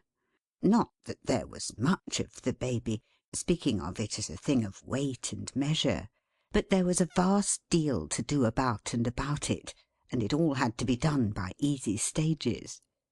For instance, when the baby was got, by hook and by crook, to a certain point of dressing, and you might have rationally supposed that another touch or two would finish him off, and turn him out a tip-top baby, challenging the world, he was unexpectedly extinguished in a flannel cap, and hustled off to bed, where he simmered, so to speak, between two blankets for the best part of an hour. From this state of inaction he was then recalled, shining very much and roaring violently, to partake of, well, I would rather say, if you'll permit me to speak generally, of a slight repast, after which he went to sleep again. Mrs. Peerybingle took advantage of this interval to make herself as smart in a small way as ever you saw anybody in all your life, and during the same short truce Miss Slowboy insinuated herself into a Spencer of a fashion so surprising and ingenious that it had no connection with herself or anything else in the universe, but was a shrunken, dog's-eared, independent fact, pursuing its lonely course without the least regard to anybody. By this time the baby, being all alive again, was invested, by the united efforts of Mrs. Peerybingle and Miss Slowboy, with a cream-coloured mantle for its body, and a sort of nankeen raised pie for its head. And so, in course of time, they all three got down to the door, where the old horse had already taken more than the full value of his day's toll out of the Turnpike Trust, by tearing up the road with his impatient autographs, and whence Boxer might be dimly seen in the remote perspective, standing looking back, and tempting him to come on without orders. As to a chair, or anything of that kind, for helping Mrs. Peerybingle into the cart, you know very little of John, I flatter myself, if you think that was necessary. Before you could have seen him lift her from the ground, there she was in her place, fresh and rosy, saying, "John, how can you? Think of Tilly." If I might be allowed to mention a young lady's legs on any terms, I would observe of Miss Slowboy's that there was a fatality about them which rendered them singularly liable to be grazed, and that she never effected the smallest ascent or descent without recording the circumstance upon them with a notch, as Robinson Crusoe marked the days upon his wooden calendar. But as this might be considered ungenteel, I'll think of it. "John, you've got the basket with the veal and ham pie and things, and the bottles of beer," said Dot. "If you haven't, you must turn round again this very minute." "You're a nice little article," returned the Carrier, "to be talking about turning round, after keeping me a full quarter of an hour behind my time." "I am sorry for it, John," said Dot in a great bustle, "but I really could not think of going to Bertha's. I wouldn't do it, John, on any account, without the veal and ham pie and things, and the bottles of beer. Way!" This monosyllable was addressed to the horse, who didn't mind it at all. "Oh, do way, John," said Mrs. Peerybingle, "please." "It'll be time enough to do that," returned John, "when I begin to leave things behind me. The basket's here safe enough." "What a hard-hearted monster you must be, John, not to have said so at once, and saved me such a turn. I declare I wouldn't go to Bertha's without the veal and ham pie and things, and the bottles of beer, for any money. Regularly once a fortnight ever since we have been married, John, have we made our little picnic there. If anything was to go wrong with it, I should almost think we were never to be lucky again." "It was a kind thought in the first instance," said the Carrier, "and I honour you for it, little woman." "My dear John," replied Dot, turning very red, "don't talk about honouring me. Good gracious!" "By the by," observed the Carrier, "that old gentleman—" again so visibly and instantly embarrassed. "He's an odd fish," said the Carrier, looking straight along the road before them. "I can't make him out. I don't believe there's any harm in him." "None at all. I'm sure there's none at all." "Yes," said the Carrier, with his eyes attracted to her face by the great earnestness of her manner. "I am glad you feel so certain of it, because it's a confirmation to me. It's curious that he should have taken it into his head to ask leave to go on lodging with us, an't it? Things come about so strangely." "So very strangely," she rejoined in a low voice, scarcely audible. "However, he's a good-natured old gentleman," said John, "and pays as a gentleman, and I think his word is to be relied upon like a gentleman's. I had quite a long talk with him this morning. He can hear me better already, he says, as he gets more used to my voice. He told me a great deal about himself, and I told him a good deal about myself, and a rare lot of questions he asked me. I gave him information about my having 2 beats, you know, in my business, one day to the right from our house and back again, another day to the left from our house and back again, for he's a stranger and don't know the names of places about here, and he seemed quite pleased. 'Why, then I shall be returning home to-night your way,' he says, 'when I thought you'd be coming in an exactly opposite direction. That's capital. I may trouble you for another lift, perhaps, but I'll engage not to fall so sound asleep again.' He was sound asleep, surely. Dot, what are you thinking of?" "Thinking of, John? I was listening to you." "Oh, that's all right," said the honest Carrier. "I was afraid from the look of your face that I had gone rambling on so long as to set you thinking about something else. I was very near it, I'll be bound." Dot making no reply, they jogged on for some little time, in silence. But it was not easy to remain silent very long in John Peerybingle's cart, for everybody on the road had something to say; and though it might only be, "How are you?" and indeed it was very often nothing else, still to give that back again in the right spirit of cordiality required, not merely a nod and a smile, but as wholesome an action of the lungs withal, as a long-winded parliamentary speech. Sometimes passengers on foot or horseback plodded on a little way beside the cart, for the express purpose of having a chat; and then there was a great deal to be said on both sides. Then Boxer gave occasion to more good-natured recognitions of and by the Carrier than half a dozen Christians could have done.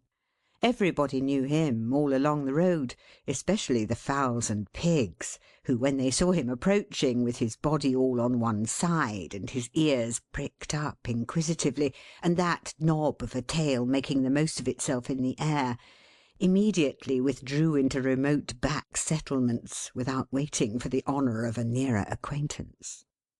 He had business everywhere, going down all the turnings, looking into all the wells, bolting in and out of all the cottages, dashing into the midst of all the dame schools, fluttering all the pigeons, magnifying the tails of all the cats, and trotting into the public houses like a regular customer. Wherever he went, somebody or other might have been heard to cry, "Hallo, here's Boxer!" and out came that somebody forthwith, accompanied by at least 2 or 3 other somebodies, to give John Peerybingle and his pretty wife good day. The packages and parcels for the errand cart were numerous, and there were many stoppages to take them in and give them out, which were not by any means the worst parts of the journey. Some people were so full of expectation about their parcels, and other people were so full of wonder about their parcels, and other people were so full of inexhaustible directions about their parcels, and John had such a lively interest in all the parcels, that it was as good as a play.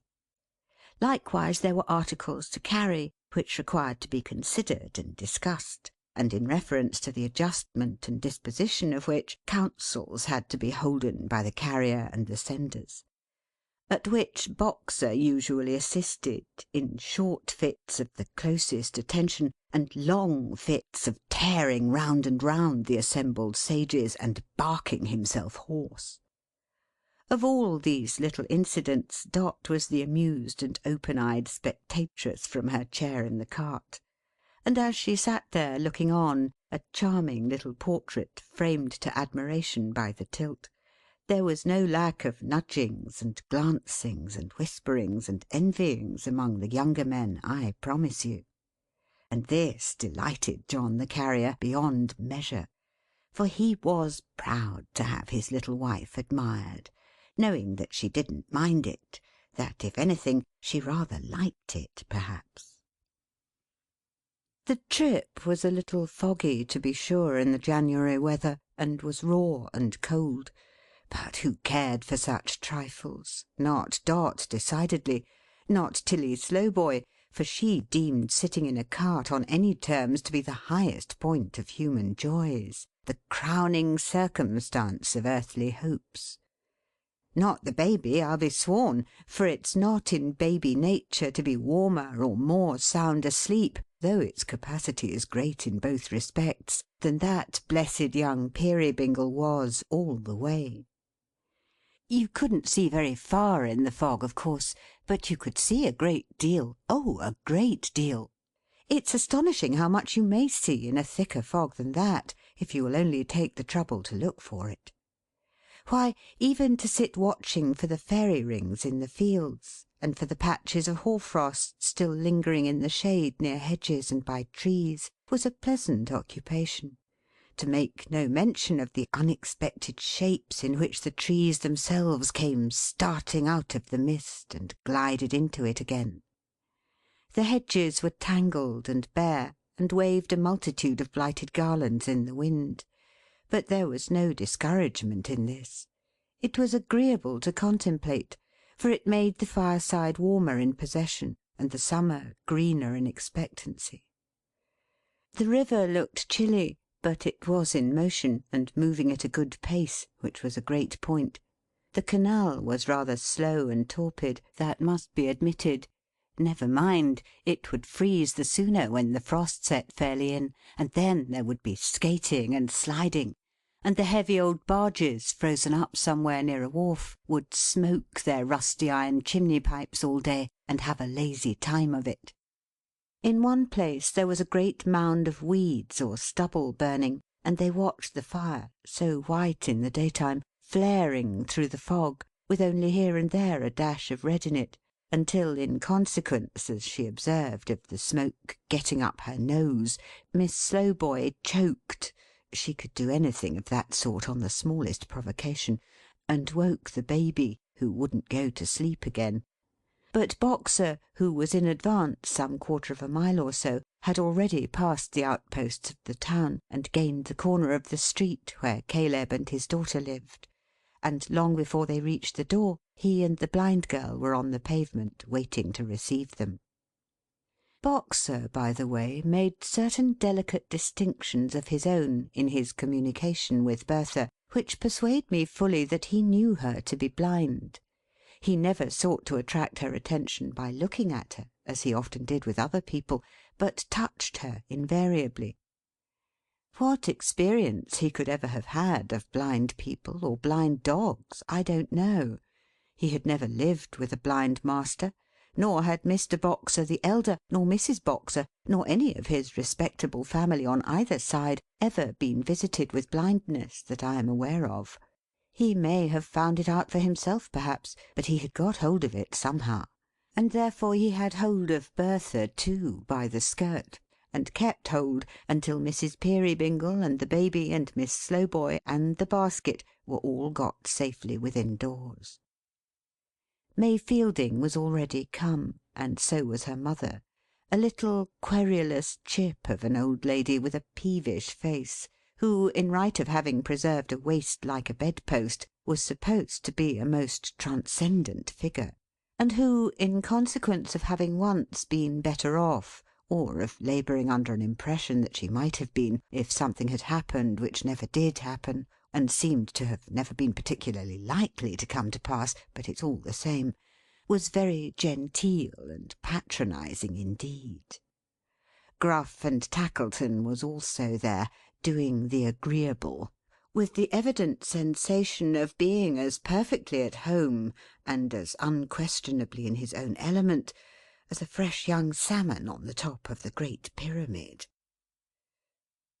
May, my dear old friend!" cried Dot, running up to meet her.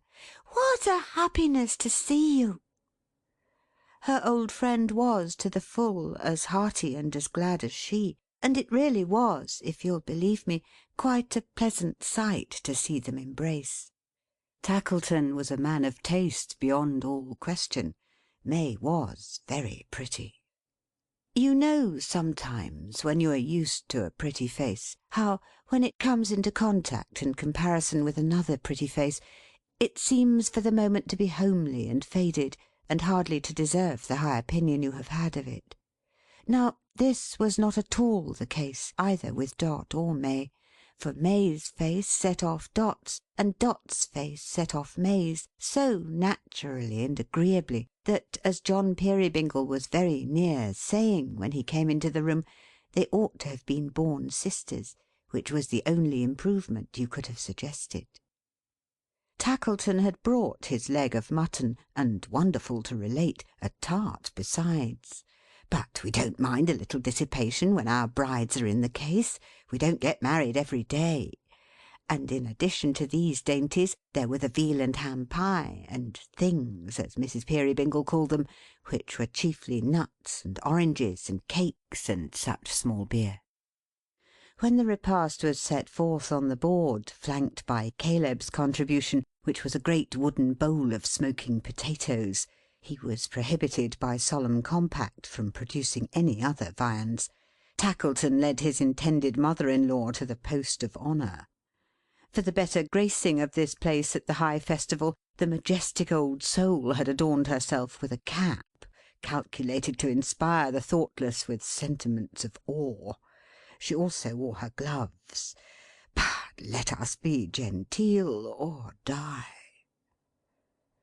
Caleb sat next to his daughter. Dot and her old schoolfellow were side by side. The good Carrier took care of the bottom of the table. Miss Slowboy was isolated for the time being from every article of furniture but the chair she sat on, that she might have nothing else to knock the baby's head against. As Tilly stared about her at the dolls and toys, they stared at her and at the company. The venerable old gentlemen at the street doors, who were all in full action, showed especial interest in the party, pausing occasionally before leaping as if they were listening to the conversation, and then plunging wildly over and over a great many times without halting for breath, as in a frantic state of delight with the whole proceedings.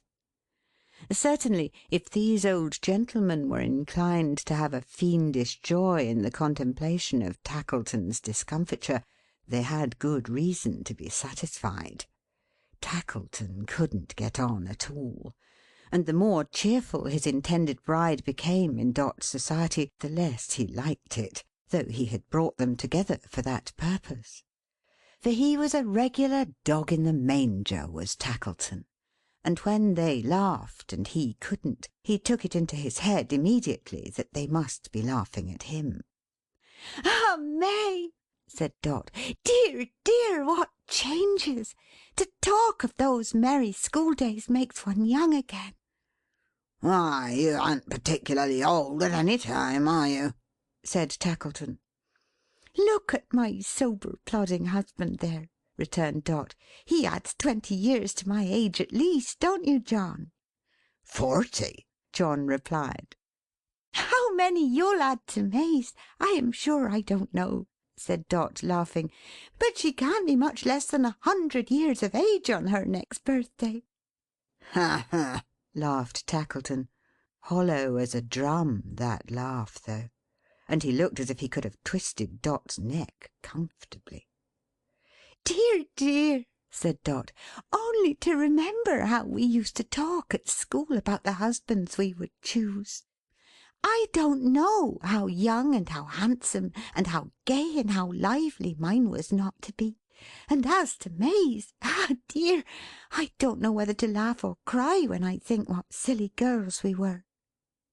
May seemed to know which to do, for the colour flashed into her face, and tears stood in her eyes. "Even the very persons themselves, real live young men, we fixed on sometimes," said Dot. "We little thought how things would come about. I never fixed on John, I'm sure. I never so much as thought of him. And if I had told you you were ever to be married to Mr. Tackleton, why you'd have slapped me, wouldn't you, May?"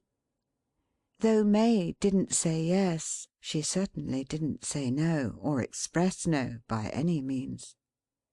Tackleton laughed; quite shouted, he laughed so loud. John Peerybingle laughed too, in his ordinary good-natured and contented manner, but his was a mere whisper of a laugh to Tackleton's. You couldn't help yourselves for all that. You couldn't resist us, you see," said Tackleton. Here we are! Here we are! Where are your gay young bridegrooms now?" "Some of them are dead," said Dot, "and some of them forgotten. Some of them, if they could stand among us at this moment, would not believe we were the same creatures; would not believe that what they saw and heard was real, and we could forget them so. No, they would not believe one word of it." "Why, Dot!" exclaimed the Carrier. "Little woman!" She had spoken with such earnestness and fire, that she stood in need of some recalling to herself, without doubt. Her husband's check was very gentle, for he merely interfered, as he supposed, to shield old Tackleton; but it proved effectual, for she stopped and said no more. There was an uncommon agitation even in her silence, which the wary Tackleton, who had brought his half-shut eye to bear upon her, noted closely, and remembered to some purpose too, as you'll see. May uttered no word, good or bad, but sat quite still with her eyes cast down, and made no sign of interest in what had passed. The good lady her mother now interposed, observing in the first instance that girls were girls and bygones bygones, and that so long as young people were young and thoughtless they would probably conduct themselves like young and thoughtless persons, with 2 or 3 other positions of a no less sound and incontrovertible character. She then remarked, in a devout spirit, that she thanked Heaven she had always found in her daughter May a dutiful and obedient child, for which she took no credit to herself, though she had every reason to believe it was entirely owing to herself. With regard to Mr. Tackleton, she said that he was in a moral point of view an undeniable individual, and that he was in an eligible point of view a son-in-law to be desired, no one in their senses could doubt. She was very emphatic here. With regard to the family into which he was so soon about, after some solicitation, to be admitted, she believed Mr. Tackleton knew that, although reduced in purse, it had some pretensions to gentility, and that if certain circumstances, not wholly unconnected, she would go so far as to say, with the indigo trade, but to which she would not more particularly refer, had happened differently, it might perhaps have been in possession of wealth. She then remarked that she would not allude to the past, and would not mention that her daughter had for some time rejected the suit of Mr. Tackleton, and that she would not say a great many other things, which she did say at great length. Finally, she delivered it as the general result of her observation and experience, that those marriages in which there was least of what was romantically and sillily called love were always the happiest, and that she anticipated the greatest possible amount of bliss, not rapturous bliss, but the solid, steady-going article from the approaching nuptials. She concluded by informing the company that to-morrow was the day she had lived for expressly, and that when it was over she would desire nothing better than to be packed up and disposed of in any genteel place of burial. As these remarks were quite unanswerable, which is the happy property of all remarks that are sufficiently wide of the purpose, they changed the current of the conversation, and diverted the general attention to the veal and ham pie, the cold mutton, the potatoes, and the tart. In order that the bottled beer might not be slighted, John Peerybingle proposed "to-morrow, the wedding day," and called upon them to drink a bumper to it before he proceeded on his journey. For you ought to know that he only rested there, and gave the old horse a bait. He had to go some 4 or 5 miles farther on, and when he returned in the evening he called for Dot, and took another rest on his way home. This was the order of the day on all the picnic occasions, and had been ever since their institution. There were 2 persons present, besides the bride and bridegroom elect, who did but indifferent honour to the toast. One of these was Dot, too flushed and discomposed to adapt herself to any small occurrence of the moment; the other Bertha, who rose up hurriedly before the rest, and left the table. "Good-bye," said stout John Peerybingle, pulling on his dreadnought coat. "I shall be back at the old time. Good-bye, all." "Good-bye, John," returned Caleb. He seemed to say it by rote, and to wave his hand in the same unconscious manner, for he stood observing Bertha with an anxious, wondering face that never altered its expression. "Good-bye, young shaver," said the jolly Carrier, bending down to kiss the child, which Tilly Slowboy, now intent upon her knife and fork, had deposited asleep, and, strange to say, without damage, in a little cot of Bertha's furnishing. "Good-bye. Time will come, I suppose, when you'll turn out into the cold, my little friend, and leave your old father to enjoy his pipe and his rheumatics in the chimney corner, eh? Where's Dot?" "I'm here, John," she said, starting. "Come, come," returned the Carrier, clapping his sounding hands. "Where's the pipe?" "I quite forgot the pipe, John." Forgot the pipe! Was such a wonder ever heard of?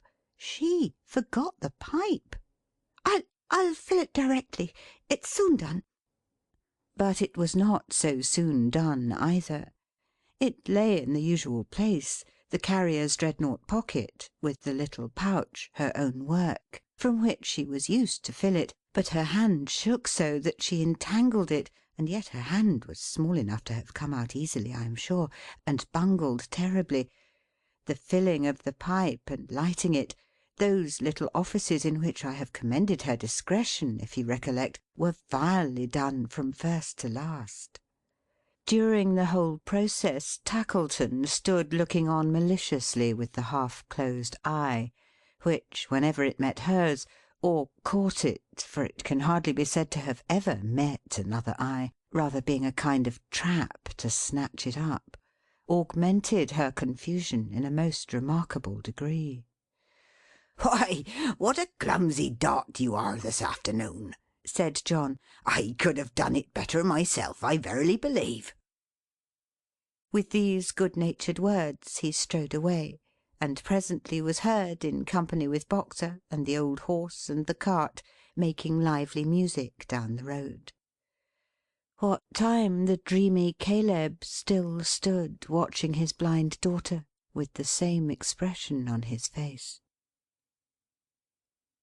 End of Part 2 of Chirp the Second.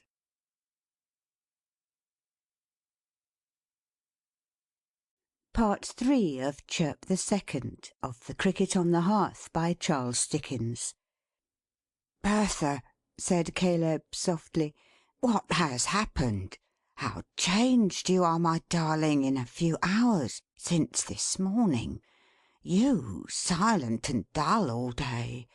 What is it? Tell me." Oh, father, father! cried the blind girl, bursting into tears. Oh, my heart faint! Caleb drew his hand across his eyes before he answered her. "But think how cheerful and how happy you have been, Bertha.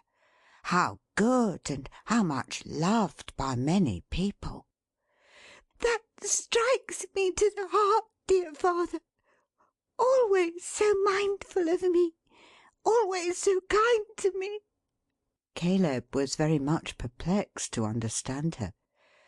To be blind, Bertha, my poor dear," he faltered, "is a great affliction, but—" "I have never felt it!" cried the blind girl. "I have never felt it in its fullness. Never! I have sometimes wished that I could see you, or could see him. Only once, dear father. Only for one little minute. That I might know what it is I treasure up," she laid her hands upon her breast, "and hold here. That I might be sure I have it right. And sometimes, but then I was a child, I have wept in my prayers at night, to think that when your images ascended from my heart to heaven, they might not be the true resemblance of yourselves. But I have never had these feelings long. They have passed away, and left me tranquil and contented." "And they will again," said Caleb. "But, father, oh my good gentle father, bear with me if I am wicked," said the blind girl. "This is not the sorrow that so weighs me down." Her father could not choose but let his moist eyes overflow. She was so earnest and pathetic, but he did not understand her yet. "Bring her to me," said Bertha. "I cannot hold it closed and shut within myself. Bring her to me, father."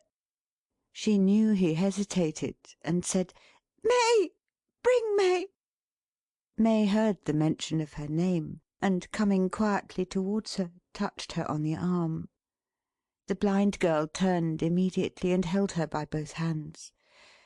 "Look into my face, dear heart, sweet heart," said Bertha. "Read it with your beautiful eyes, and tell me if the truth is written on it." "Dear Bertha, yes." The Blind Girl, still upturning the blank sightless face down which the tears were coursing fast, addressed her in these words: "There is not in my soul a wish or thought that is not for your good, bright May.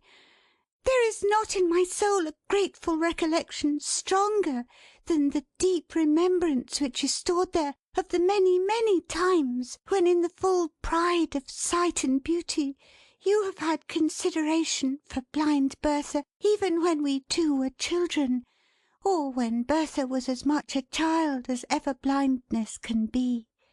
Every blessing on your head, light upon your happy course.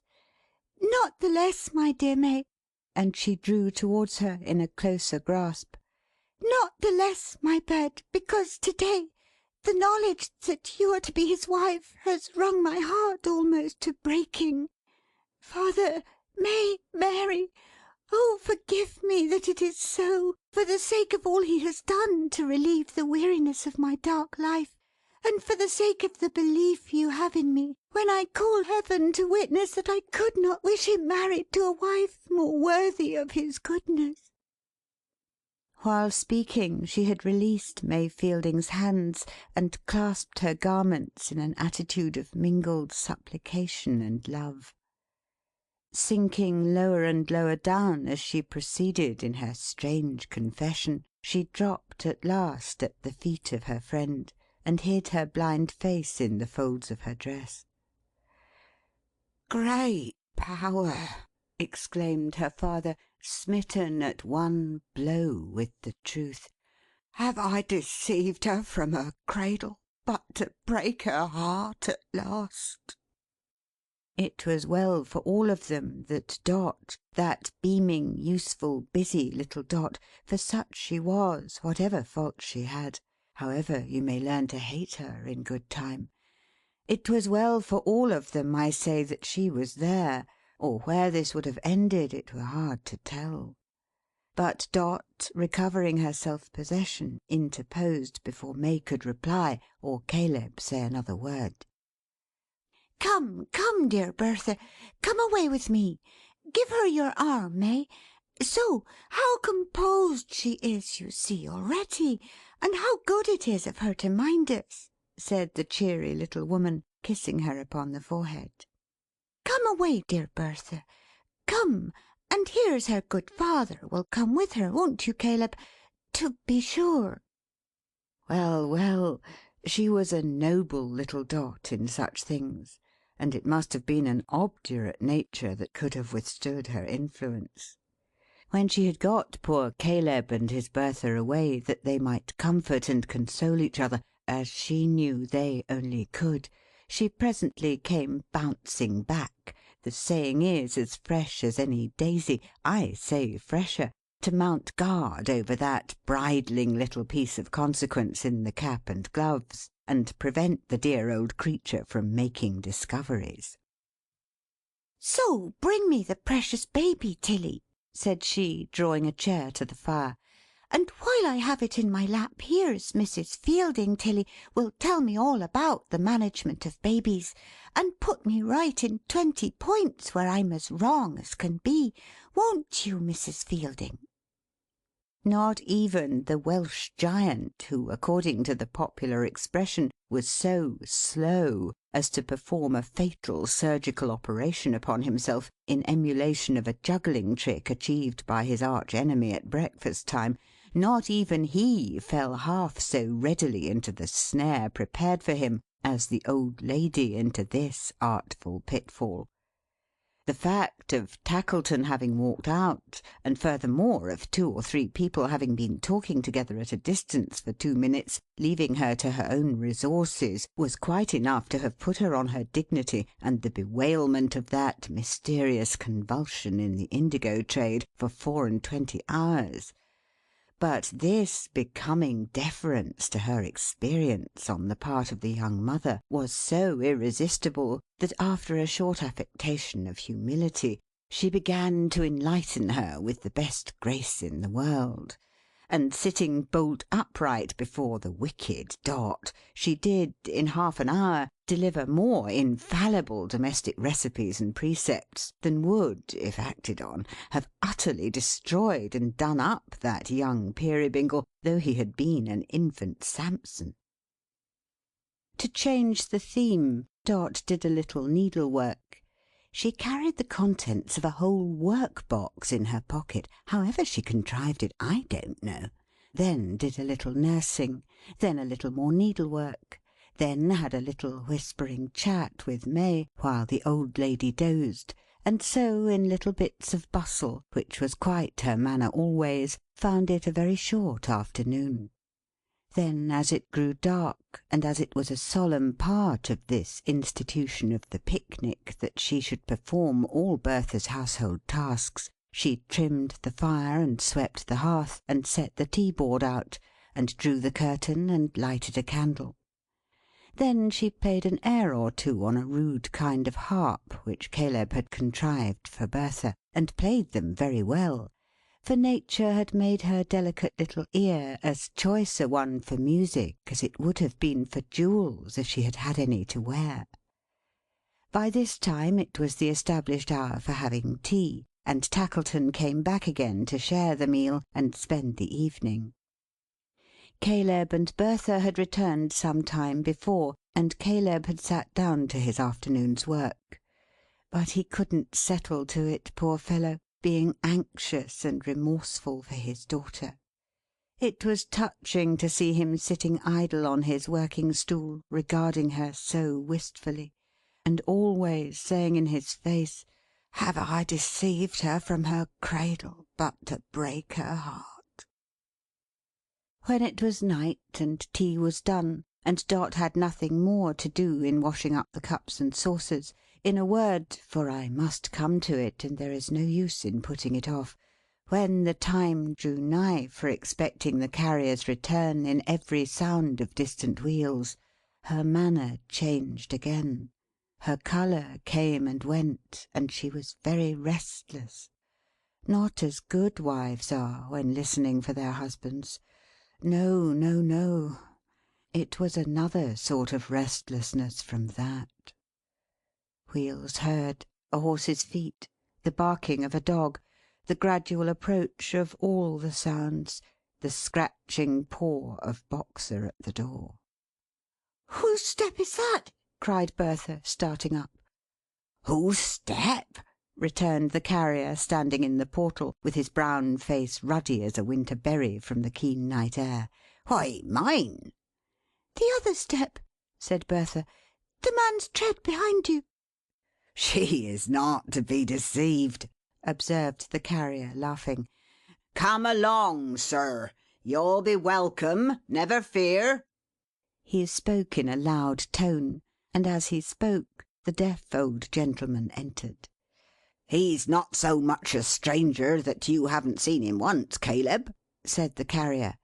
"You'll give him house room till we go?" "Oh, surely, John, and take it as an honour." "He's the best company on earth to talk secrets in," said John. "I have reasonable good lungs, but he tries 'em, I can tell you. Sit down, sir. All friends here, and glad to see you."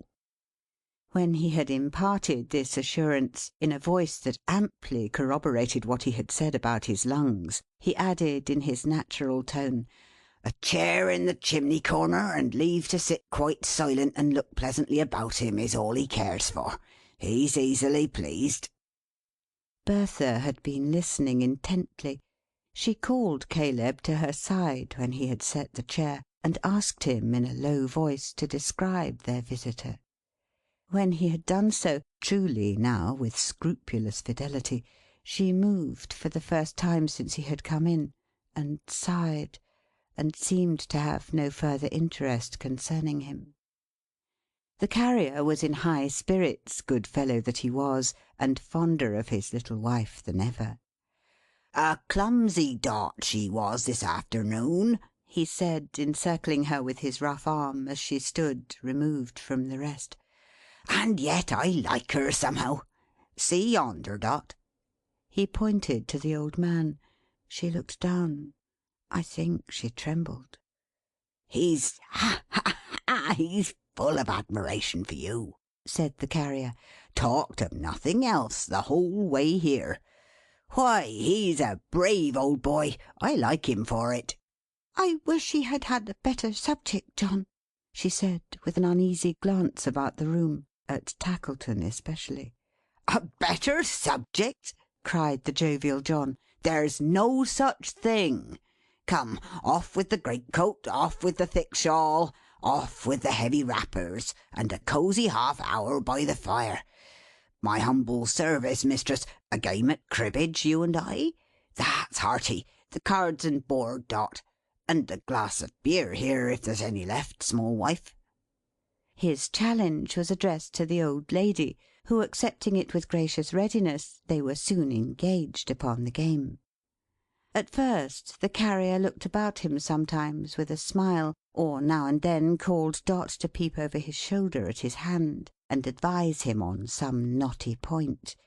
But his adversary being a rigid disciplinarian, and subject to an occasional weakness in respect of pegging more than she was entitled to, required such vigilance on his part as left him neither eyes nor ears to spare. Thus his whole attention gradually became absorbed upon the cards, and he thought of nothing else until a hand upon his shoulder restored him to a consciousness of Tackleton. "I am sorry to disturb you, but a word directly." "I'm going to deal," returned the Carrier. "It's a crisis."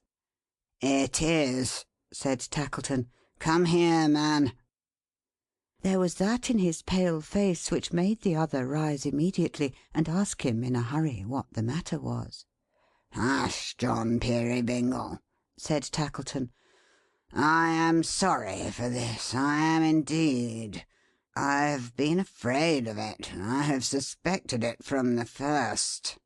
"What is it?" asked the Carrier, with a frightened aspect.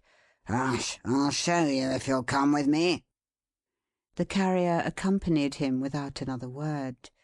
They went across a yard where the stars were shining, and by a little side door into Tackleton's own counting house, where there was a glass window commanding the wareroom, which was closed for the night.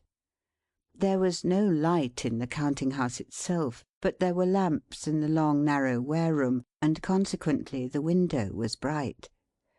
"A moment," said Tackleton. "Can you bear to look through that window, do you think?" "Why not?" returned the Carrier. "A moment more," said Tackleton. "Don't commit any violence. It's of no use. It's dangerous too. You're a strong-made man, and you might do murder before you know it."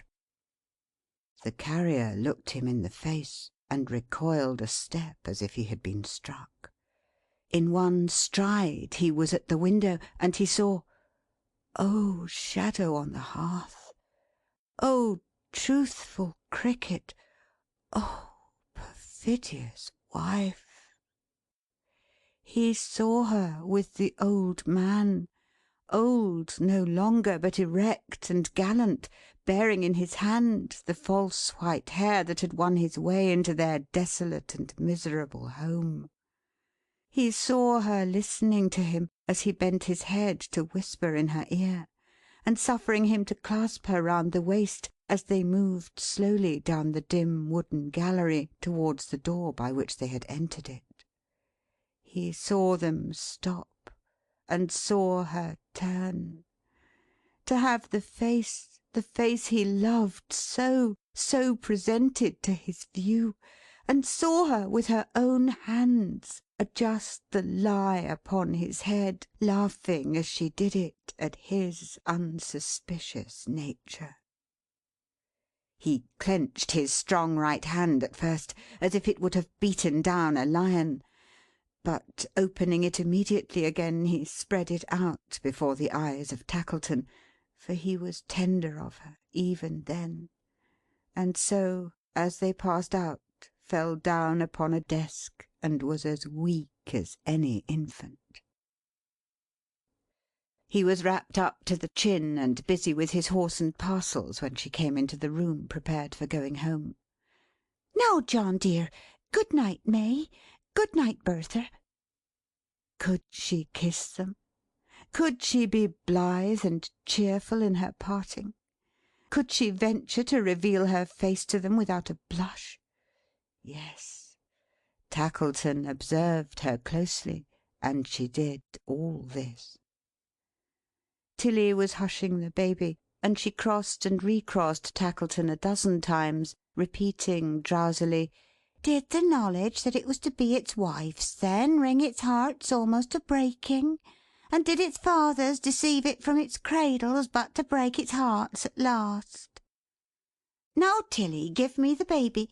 Good night, Mr. Tackleton. Where's John, for goodness sake?" "He's going to walk beside the horse's head," said Tackleton, who helped her to her seat. "My dear John! Walk to-night?" The muffled figure of her husband made a hasty sign in the affirmative, and the false stranger and the little nurse being in their places, the old horse moved off. Boxer, the unconscious Boxer, running on before, running back, running round and round the cart, and barking as triumphantly and merrily as ever.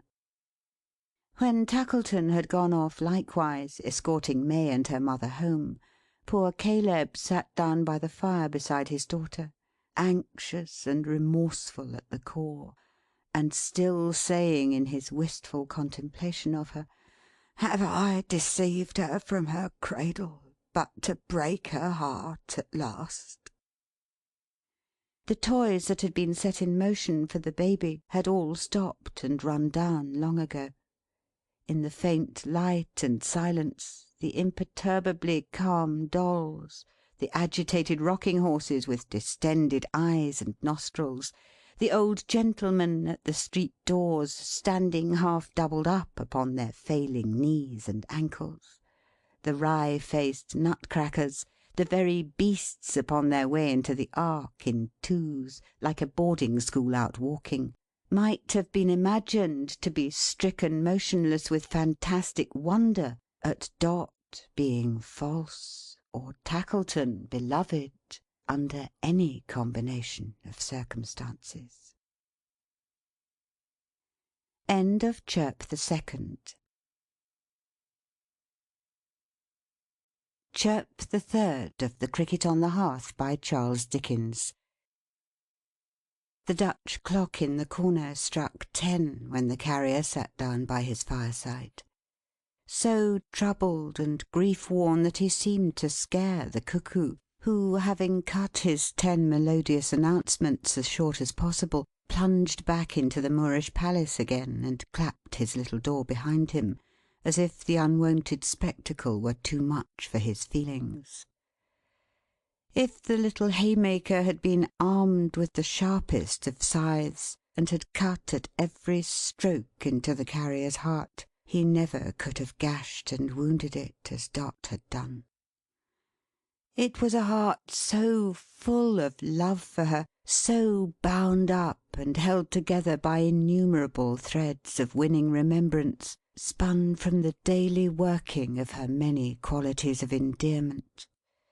It was a heart in which she had enshrined herself so gently and so closely, a heart so single and so earnest in its truth, so strong in right, so weak in wrong, that it could cherish neither passion nor revenge at first, and had only room to hold the broken image of its idol.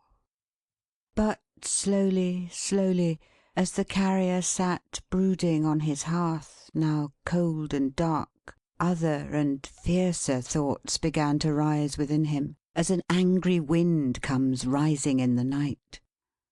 The stranger was beneath his outraged roof. 3 steps would take him to his chamber door. 1 blow would beat it in.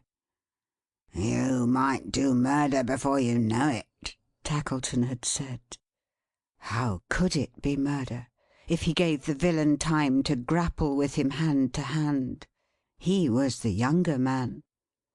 It was an ill-timed thought, bad for the dark mood of his mind.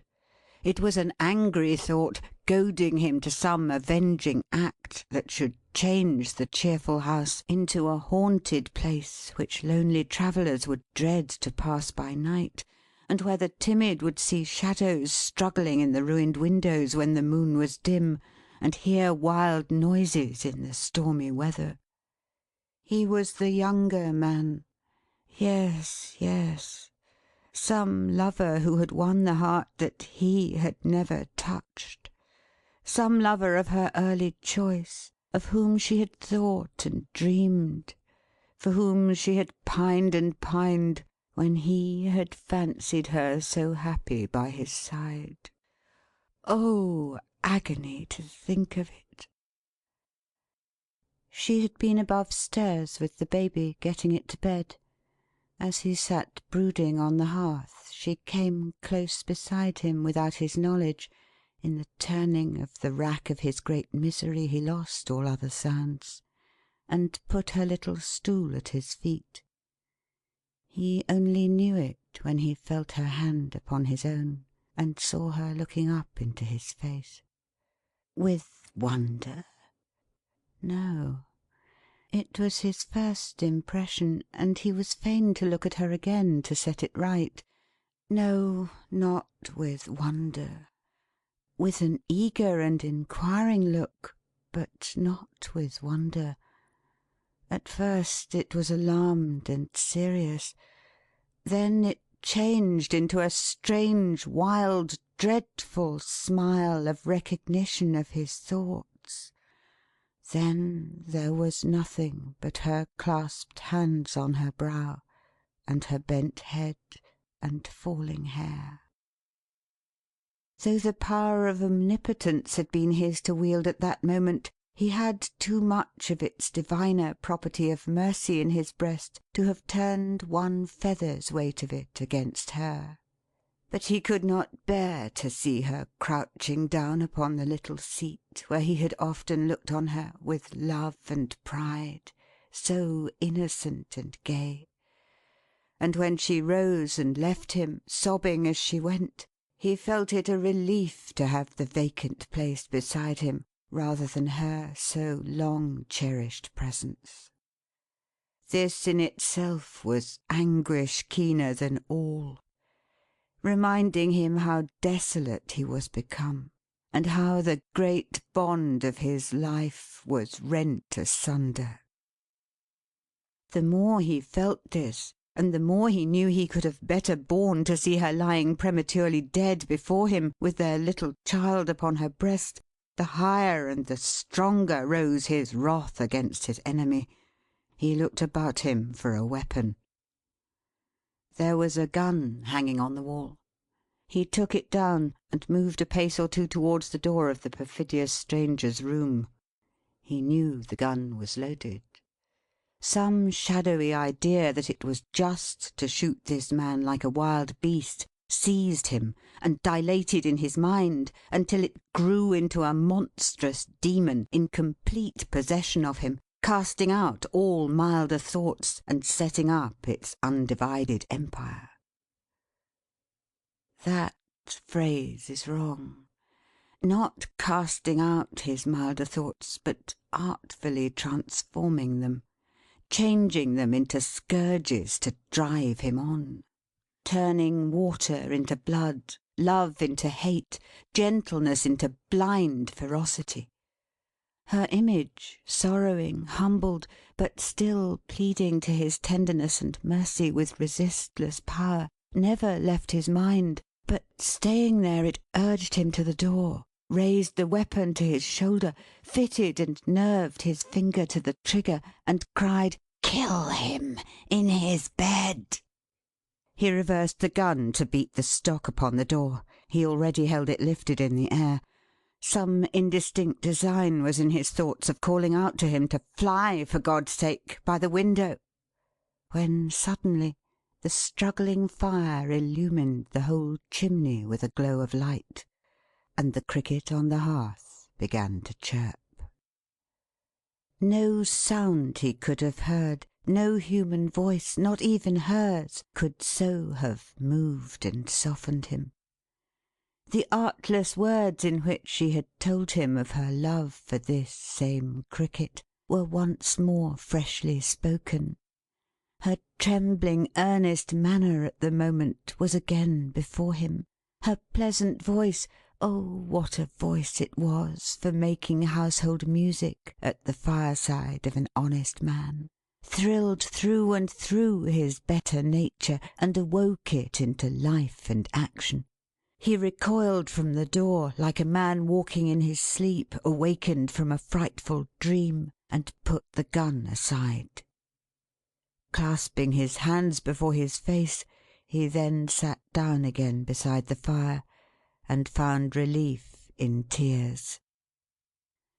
The Cricket on the hearth came out into the room, and stood in fairy shape before him. "I love it," said the fairy voice, repeating what he well remembered, "for the many times I have heard it, and the many thoughts its harmless music has given me." "She said so!" cried the Carrier. "True!" "This has been a happy home, John, and I love the Cricket for its sake." "It has been, Heaven knows," returned the Carrier. "She made it happy always, until now." "So gracefully sweet-tempered, so domestic, joyful, busy, and light-hearted," said the voice. "Otherwise I never could have loved her as I did," returned the Carrier. The voice, correcting him, said, "Do." The Carrier repeated, "As I did," but not firmly. His faltering tongue resisted his control, and would speak in its own way for itself and him. The figure, in an attitude of invocation, raised its hand and said, "Upon your own hearth."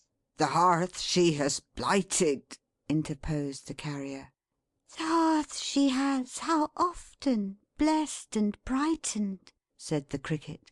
"The hearth which, but for her, were only a few stones and bricks and rusty bars, but which has been, through her, the altar of your home, on which you have nightly sacrificed some petty passion, selfishness, or care, and offered up the homage of a tranquil mind, a trusting nature, and an overflowing heart, so that the smoke from this poor chimney has gone upward with a better fragrance than the richest incense that is burnt before the richest shrines in all the gaudy temples of this world. Upon your own hearth, in its quiet sanctuary, surrounded by its gentle influences and associations, hear her, hear me, hear everything that speaks the language of your hearth and home." "And pleads for her?" inquired the Carrier.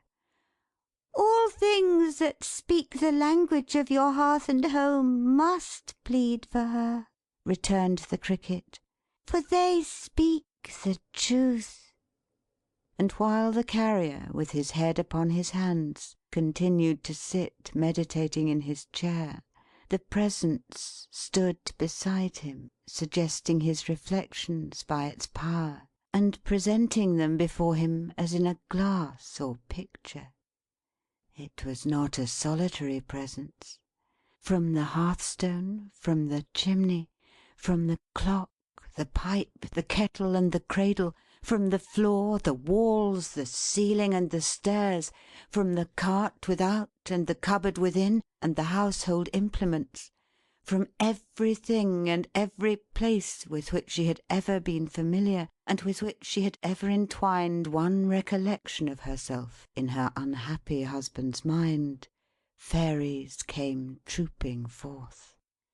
Not to stand beside him as the Cricket did, but to busy and bestir themselves, to do all honour to her image, to pull him by the skirts and point to it when it appeared, to cluster round it and embrace it, and strew flowers for it to tread on; to try to crown its fair head with their tiny hands; to show that they were fond of it and loved it, and that there was not one ugly, wicked, or accusatory creature to claim knowledge of it, none but their playful and approving selves.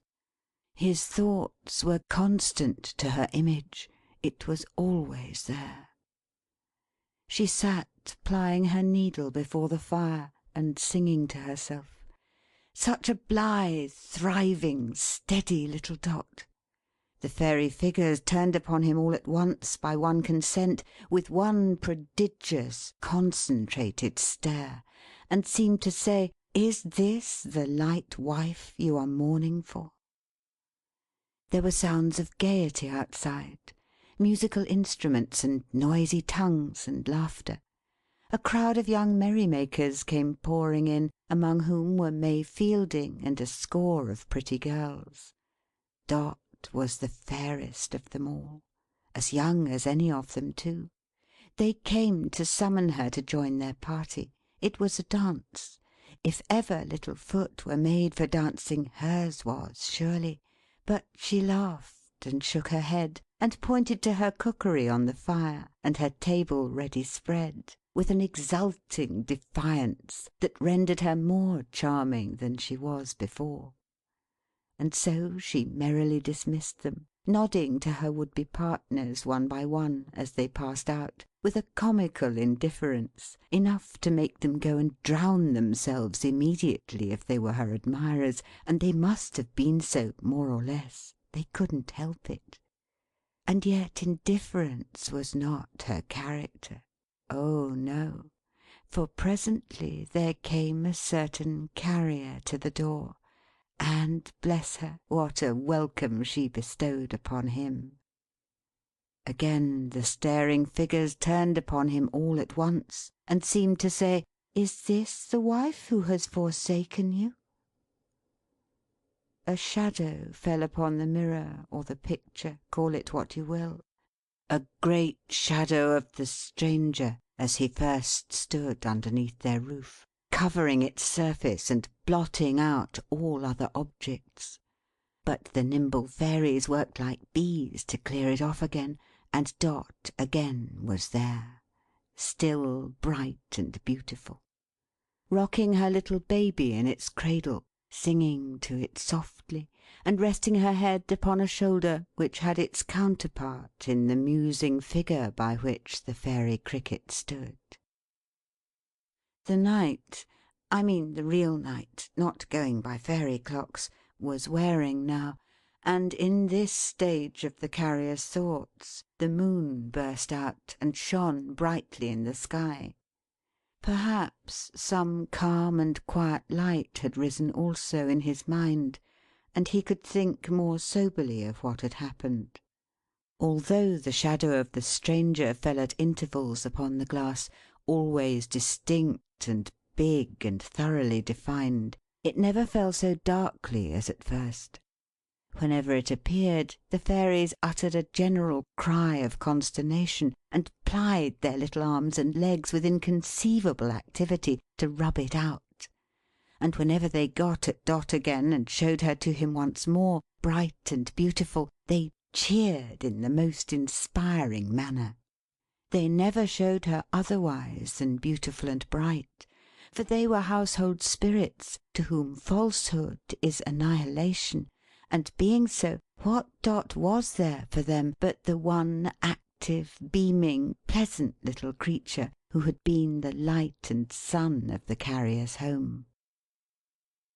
The Fairies were prodigiously excited when they showed her with the baby, gossiping among a knot of sage old matrons, and affecting to be wondrous old and matronly herself, and leaning in a staid, demure old way upon her husband's arm, attempting, she, such a bud of a little woman, to convey the idea of having abjured the vanities of the world in general, and of being the sort of person to whom it was no novelty at all to be a mother; yet, in the same breath, they showed her laughing at the Carrier for being awkward, and pulling up his shirt collar to make him smart, and mincing merrily about that very room to teach him how to dance. They turned and stared immensely at him when they showed her with the Blind Girl. For though she carried cheerfulness and animation with her wheresoever she went, she bore those influences into Caleb Plummer's home, heaped up and running over.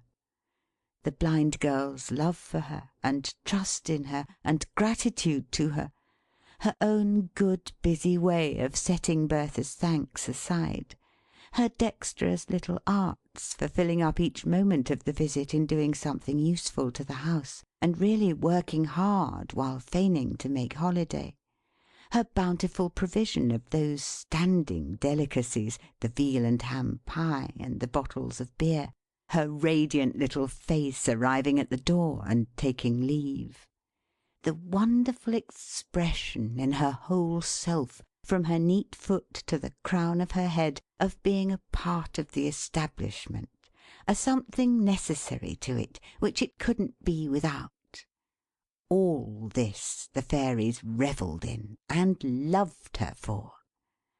And once again they looked upon him all at once, appealingly, and seemed to say, while some among them nestled in her dress and fondled her, "Is this the wife who has betrayed your confidence?"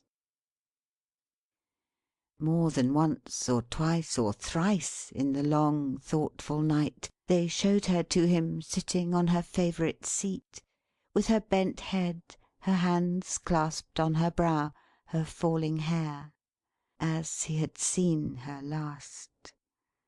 And when they found her thus, they neither turned nor looked upon him, but gathered close round her, and comforted and kissed her, and pressed on one another to show sympathy and kindness to her, and forgot him altogether. Thus the night passed. The moon went down, the stars grew pale, the cold day broke, the sun rose. The Carrier still sat musing in the chimney corner. He had sat there with his head upon his hands all night. All night the faithful Cricket had been chirp, chirp, chirping on the hearth. All night he had listened to its voice. All night the household Fairies had been busy with him. All night she had been amiable and blameless in the glass, except when that one shadow fell upon it. End of Part 1 of Chirp the Third.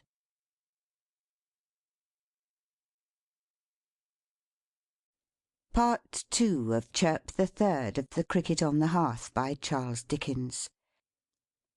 He rose up when it was broad day, and washed and dressed himself. He couldn't go about his customary cheerful avocations. He wanted spirit for them. But it mattered the less that it was Tackleton's wedding day, and he had arranged to make his rounds by proxy. He had thought to have gone merrily to church with Dot, but such plans were at an end. It was their own wedding day too. Ah, how little he had looked for such a close to such a year! The Carrier expected that Tackleton would pay him an early visit, and he was right. He had not walked to and fro before his own door many minutes, when he saw the Toy Merchant coming in his chaise along the road. As the chaise drew nearer, he perceived that Tackleton was dressed out sprucely for his marriage, and had decorated his horse's head with flowers and favours. The horse looked much more like a bridegroom than Tackleton, whose half-closed eye was more disagreeably expressive than ever. But the Carrier took little heed of this. His thoughts had other occupation. "John Peerybingle," said Tackleton, with an air of condolence. "My good fellow, how do you find yourself this morning?" "I have had but a poor night, Master Tackleton," returned the Carrier, shaking his head, "for I have been a good deal disturbed in my mind. But it's over now. Can you spare me half an hour or so for some private talk?" "I came on purpose," returned Tackleton, alighting. "Never mind the horse. He'll stand quiet enough with the reins over this post, if you'll give him a mouthful of hay." The carrier having brought it from his stable and set it before him, they turned into the house. "You were not married before noon," he said, "I think?" "No," answered Tackleton. "Plenty of time, plenty of time." When they entered the kitchen, Tilly Slowboy was rapping at the stranger's door, which was only removed from it by a few steps. One of her very red eyes, for Tilly had been crying all night long because her mistress cried, was at the keyhole, and she was knocking very loud, and seemed frightened. "If you please, I can't make nobody hear," said Tilly, looking round. "I hope nobody ain't gone and been and died, if you please." This philanthropic wish Miss Slowboy emphasized with various new raps and kicks at the door, which led to no result whatever. "Shall I go?" said Tackleton. "It's curious." The carrier, who had turned his face from the door, signed to him to go if he would. So Tackleton went, to Tilly Slowboy's relief. And he too kicked and knocked, and he too failed to get the least reply.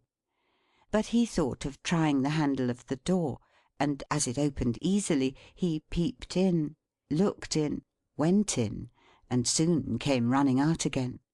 "John Peerybingle," said Tackleton in his ear, "I hope there has been nothing rash in the night."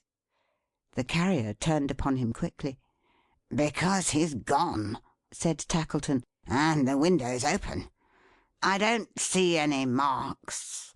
To be sure, it's almost on a level with the garden, but I was afraid there might have been some scuffle, eh?"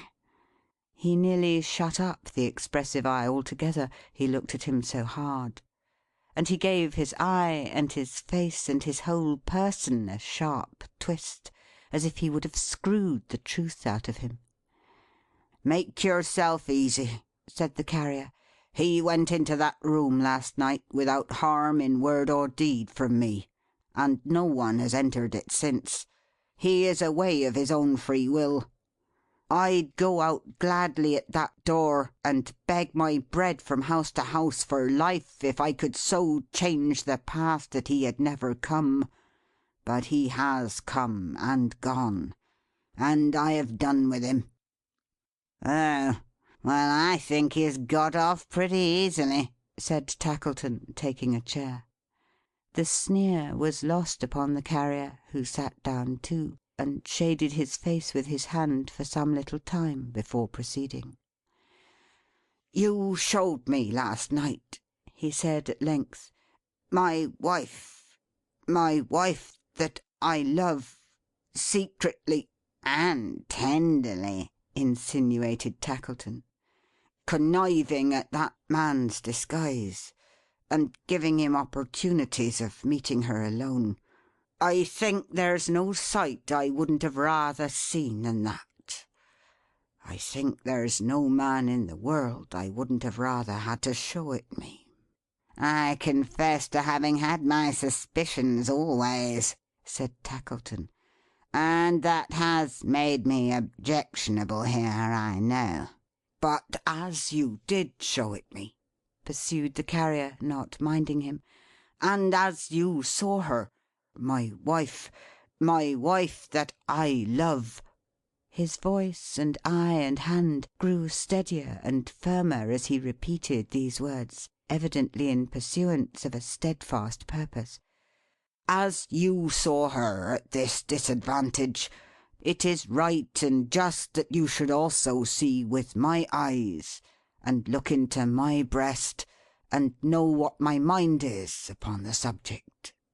For it's settled," said the carrier, regarding him attentively, "and nothing can shake it now."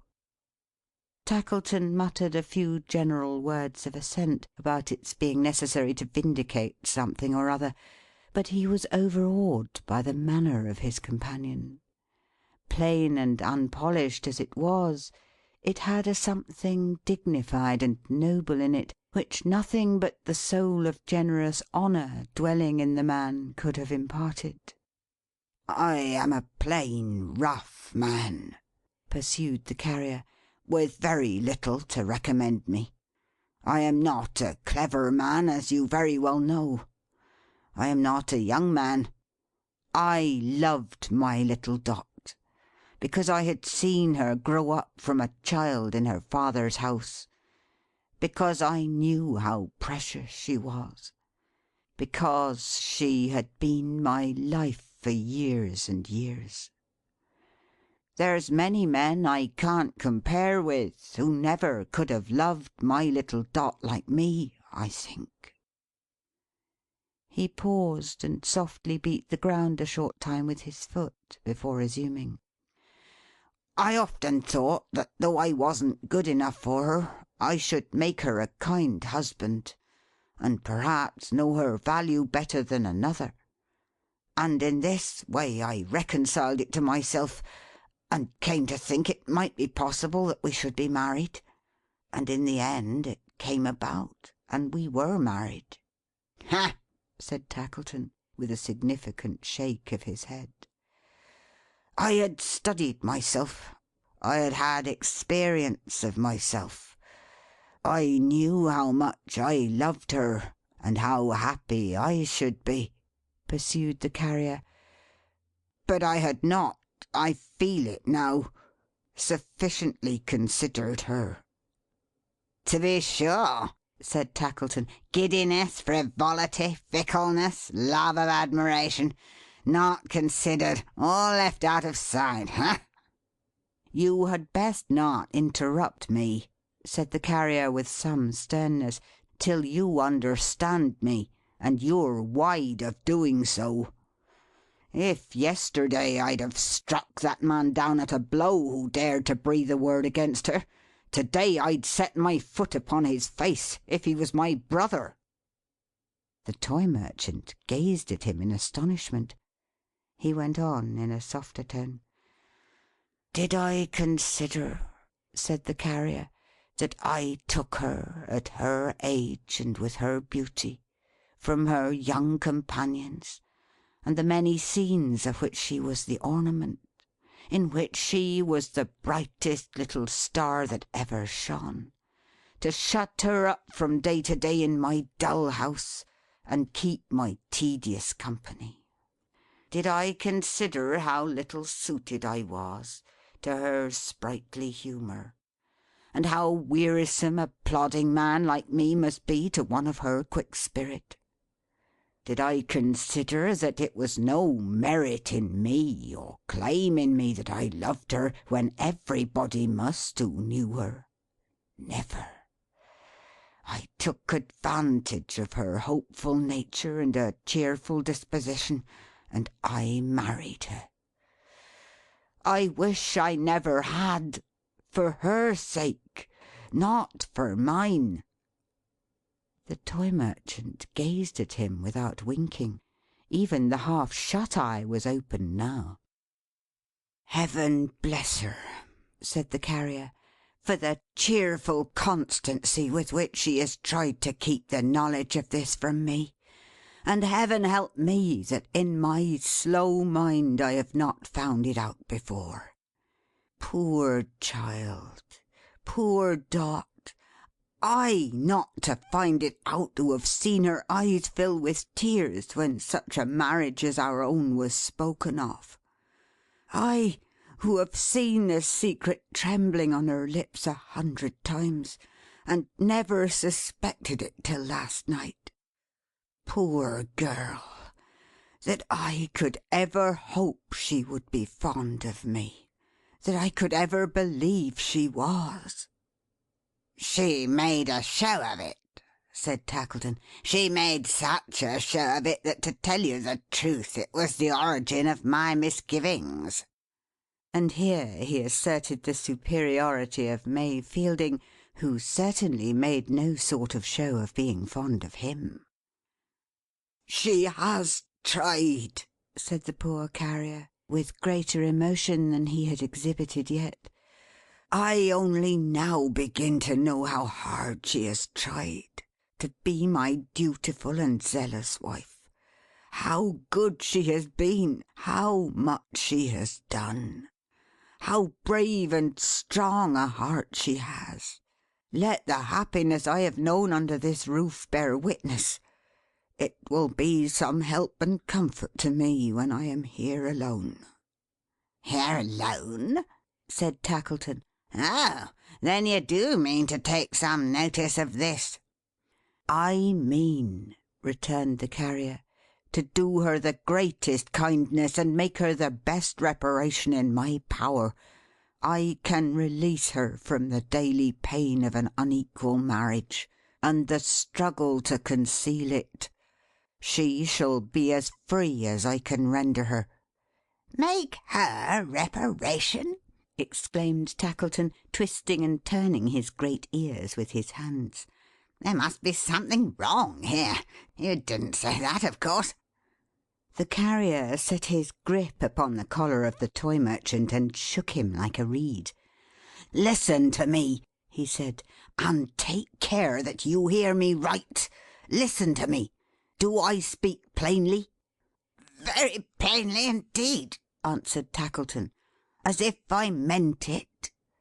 "Very much as if you meant it." "I sat upon that hearth last night, all night," exclaimed the Carrier, "on the spot where she has often sat beside me, with her sweet face looking into mine.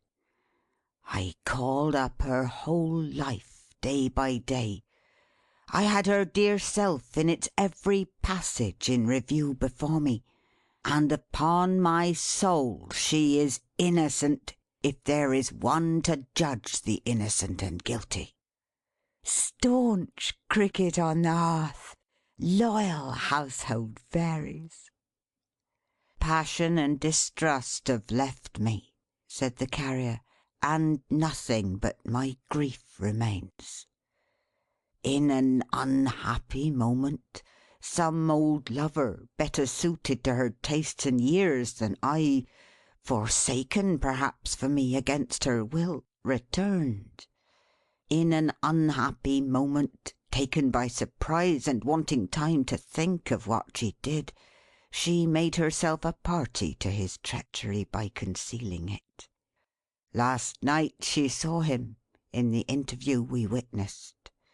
It was wrong. But otherwise than this, she is innocent if there is truth on earth." "If that is your opinion," Tackleton began. "So let her go," pursued the Carrier. "Go with my blessing for the many happy hours she has given me, and my forgiveness for any pang she has caused me. Let her go, and have the peace of mind I wish her. She'll never hate me. She'll learn to like me better when I'm not a drag upon her, and she wears the chain I have riveted more lightly. This is the day on which I took her, with so little thought for her enjoyment, from her home. To-day she shall return to it, and I will trouble her no more. Her father and mother will be here to-day. We had made a little plan for keeping it together, and they shall take her home. I can trust her, there or anywhere. She leaves me without blame, and she will live so, I am sure. If I should die, I may perhaps, while she is still young. I have lost some courage in a few hours. She'll find that I remembered her, and loved her to the last. This is the end of what you showed me. Now it's over." "Oh, no, John! Not over! Do not say it's over yet. Not quite yet. I have heard your noble words. I could not steal away, pretending to be ignorant of what has affected me with such deep gratitude. Do not say it's over till the clock has struck again." She had entered shortly after Tackleton, and had remained there. She never looked at Tackleton, but fixed her eyes upon her husband. But she kept away from him, setting as wide a space as possible between them; and though she spoke with most impassioned earnestness, she went no nearer to him even then. How different in this from her old self! "No hand can make the clock which will strike again for me the hours that are gone," replied the Carrier with a faint smile. "But let it be so, if you will, my dear. It will strike soon.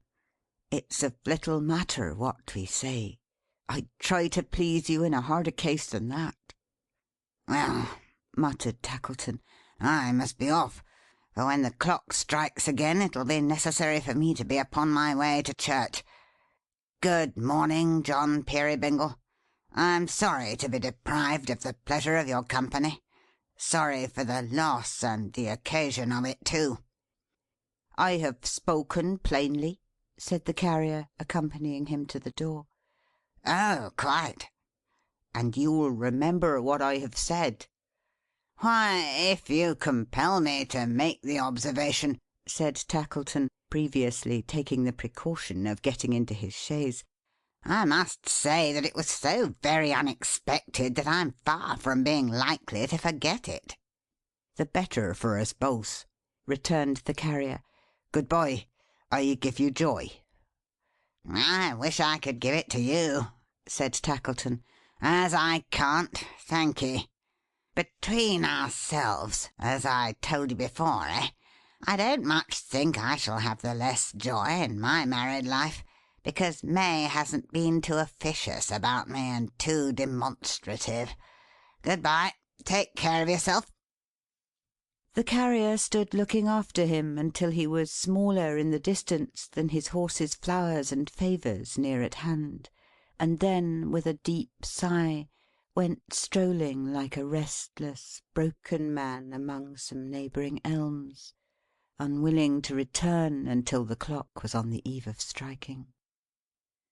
His little wife, being left alone, sobbed piteously, but often dried her eyes and checked herself to say how good he was, how excellent he was; and once or twice she laughed so heartily, triumphantly, and incoherently, still crying all the time, that Tilly was quite horrified. "Oh, if you please, don't!" said Tilly. "It's enough to dead and bury the baby, so it is, if you please." "Will you bring him sometimes to see his father, Tilly?" inquired her mistress, drying her eyes, "when I can't live here, and have gone to my old home?" "Oh, if you please, don't!" cried Tilly, throwing back her head and bursting out into a howl. She looked at the moment uncommonly like Boxer. "Oh, if you please, don't! Oh, what has everybody gone and been and done with everybody, making everybody else so wretched! Oh!"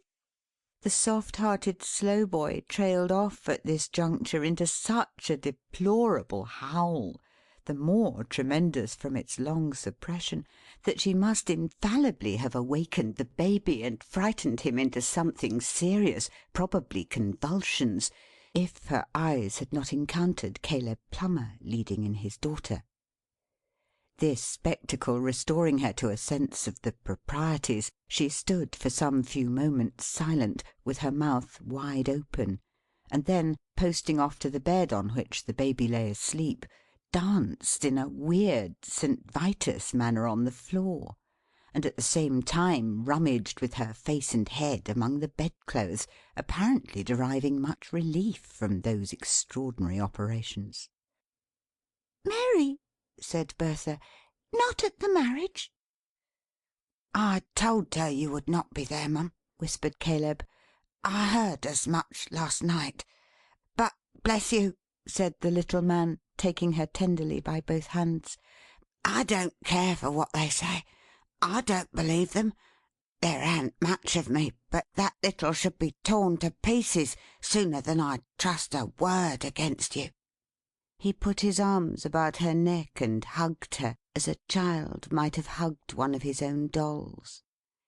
Bertha couldn't stay at home this morning, said Caleb. She was afraid, I know, to hear the bells ring, and couldn't trust herself to be so near them on their wedding day. So we started in good time and came here. I have been thinking of what I have done, said Caleb, after a moment's pause. I have been blaming myself till I hardly knew what to do or where to turn for the distress of mind I have caused her. And I've come to the conclusion that I'd better, if you'll stay with me, Mum, the while, tell her the truth. You'll stay with me the while? He inquired, trembling from head to foot. I don't know what effect it may have upon her. I don't know what she'll think of me. I don't know that she'll ever care for her poor father afterwards. But it's best for her that she should be undeceived, and I must bear the consequences as I deserve. Mary, said Bertha, where is your hand? Ah, here it is, here it is, pressing it to her lips with a smile and drawing it through her arm. I heard them speaking softly among themselves last night, of some blame against you. They were wrong. The carrier's wife was silent. Caleb answered for her. They were wrong, he said. I knew it, cried Bertha proudly. I told them so. I scorned to hear a word. Blame her with justice. She pressed the hand between her own and the soft cheek against her face. No, I am not so blind as that. Her father went on one side of her, while Dot remained upon the other, holding her hand. I know you all, said Bertha, better than you think. But none so well as her. Not even you, father. There is nothing half so real and so true about me as she is. If I could be restored to sight this instant, and not a word was spoken, I could choose her from a crowd. My sister. Bertha, my dear, said Caleb, I have something on my mind I want to tell you, while we three are alone. Hear me kindly. I have a confession to make to you, my darling. A confession, father? I have wandered from the truth, and lost myself, my child, said Caleb, with a pitiable expression in his bewildered face. I have wandered from the truth, intending to be kind to you, and have been cruel. She turned her wonder-stricken face towards him, and repeated, Cruel?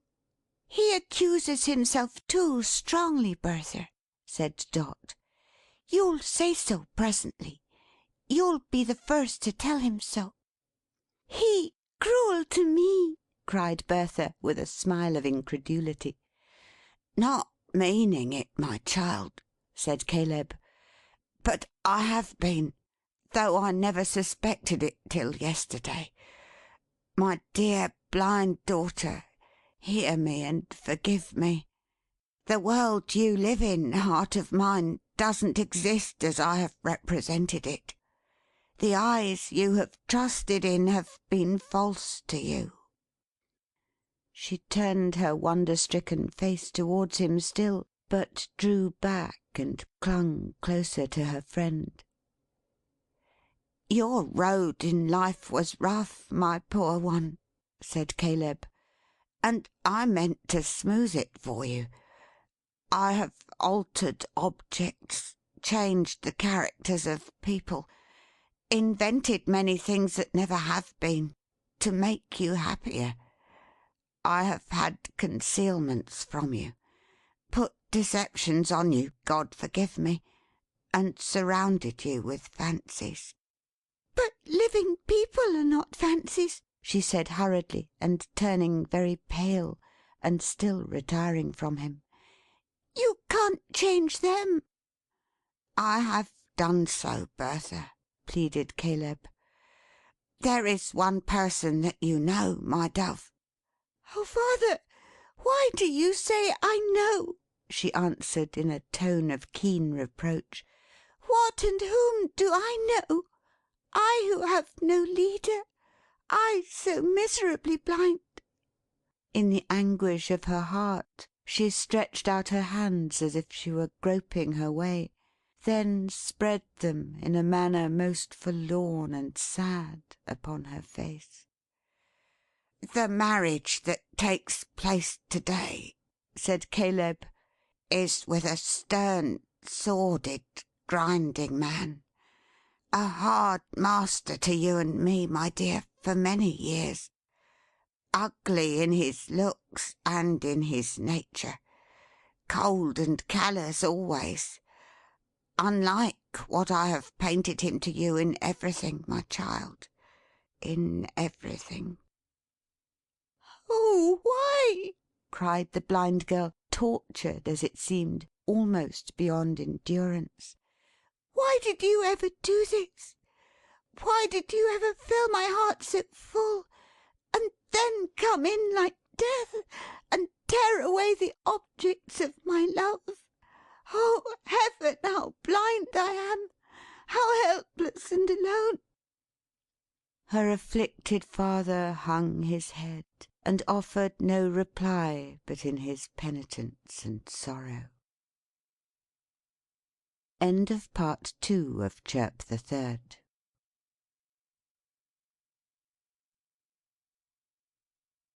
Part 3 of Chirp the Third of The Cricket on the Hearth by Charles Dickens. She had been but a short time in this passion of regret, when the cricket on the hearth, unheard by all but her, began to chirp. Not merrily, but in a low, faint, sorrowing way. It was so mournful that her tears began to flow, and when the Presence which had been beside the Carrier all night appeared behind her, pointing to her father, they fell down like rain. She heard the cricket voice more plainly soon, and was conscious through her blindness of the Presence hovering about her father. "Mary," said the Blind Girl, "tell me what my home is, what it truly is." "It is a poor place, Bertha. Very poor and bare indeed. The house will scarcely keep out wind and rain another winter. It is as roughly shielded from the weather, Bertha," Dot continued in a low, clear voice, "as your poor father in his sackcloth coat." The Blind Girl, greatly agitated, rose, and led the Carrier's little wife aside. "Those presents that I took such care of, that came almost at my wish, and were so dearly welcome to me," she said, trembling, "where did they come from? Did you send them?" "No." "Who then?" Dot saw she knew already, and was silent. The Blind Girl spread her hands before her face again, but in quite another manner now. "Dear Mary, a moment. One moment. More this way. Speak softly to me. You are true, I know. You'd not deceive me now, would you?" "No, Bertha, indeed." "No, I am sure you would not. You have too much pity for me. Mary, look across the room to where we were just now, to where my father is. My father so compassionate and loving to me, and tell me what you see." "I see," said Dot, who understood her well, "an old man sitting in a chair, and leaning sorrowfully on the back, with his face resting on his hand, as if his child should comfort him, Bertha." "Yes, yes, she will. Go on." "He is an old man, worn with care and work. He is a spare, dejected, thoughtful, grey-haired man. I see him now, despondent and bowed down, and striving against nothing. But, Bertha, I have seen him many times before. and striving hard in many ways for one great sacred object, and I honour his grey head, and bless him." The Blind Girl broke away from her, and throwing herself upon her knees before him, took the grey head to her breast. "It is my sight restored! It is my sight!" she cried. "I have been blind, and now my eyes are open. I never knew him. To think I might have died, and never truly seen the father who has been so loving to me." There were no words for Caleb's emotion. "There is not a gallant figure on this earth," exclaimed the Blind Girl, holding him in her embrace, "that I would love so dearly, and would cherish so devotedly as this. The greyer and more worn, the dearer father. Never let them say I am blind again. There's not a furrow in his face, there's not a hair upon his head, that shall be forgotten in my prayers and thanks to Heaven." Caleb managed to articulate, "My Bertha." "And in my blindness I believed him," said the girl, caressing him with tears of exquisite affection, "to be so different. And having him beside me day by day, so mindful of me always, never dreamed of this." "The fresh, smart father in the blue coat, Bertha," said poor Caleb. "He's gone." "Nothing is gone," she answered. "Dearest father, no. Everything is here, in you. The father that I loved so well, the father that I never loved enough, and never knew.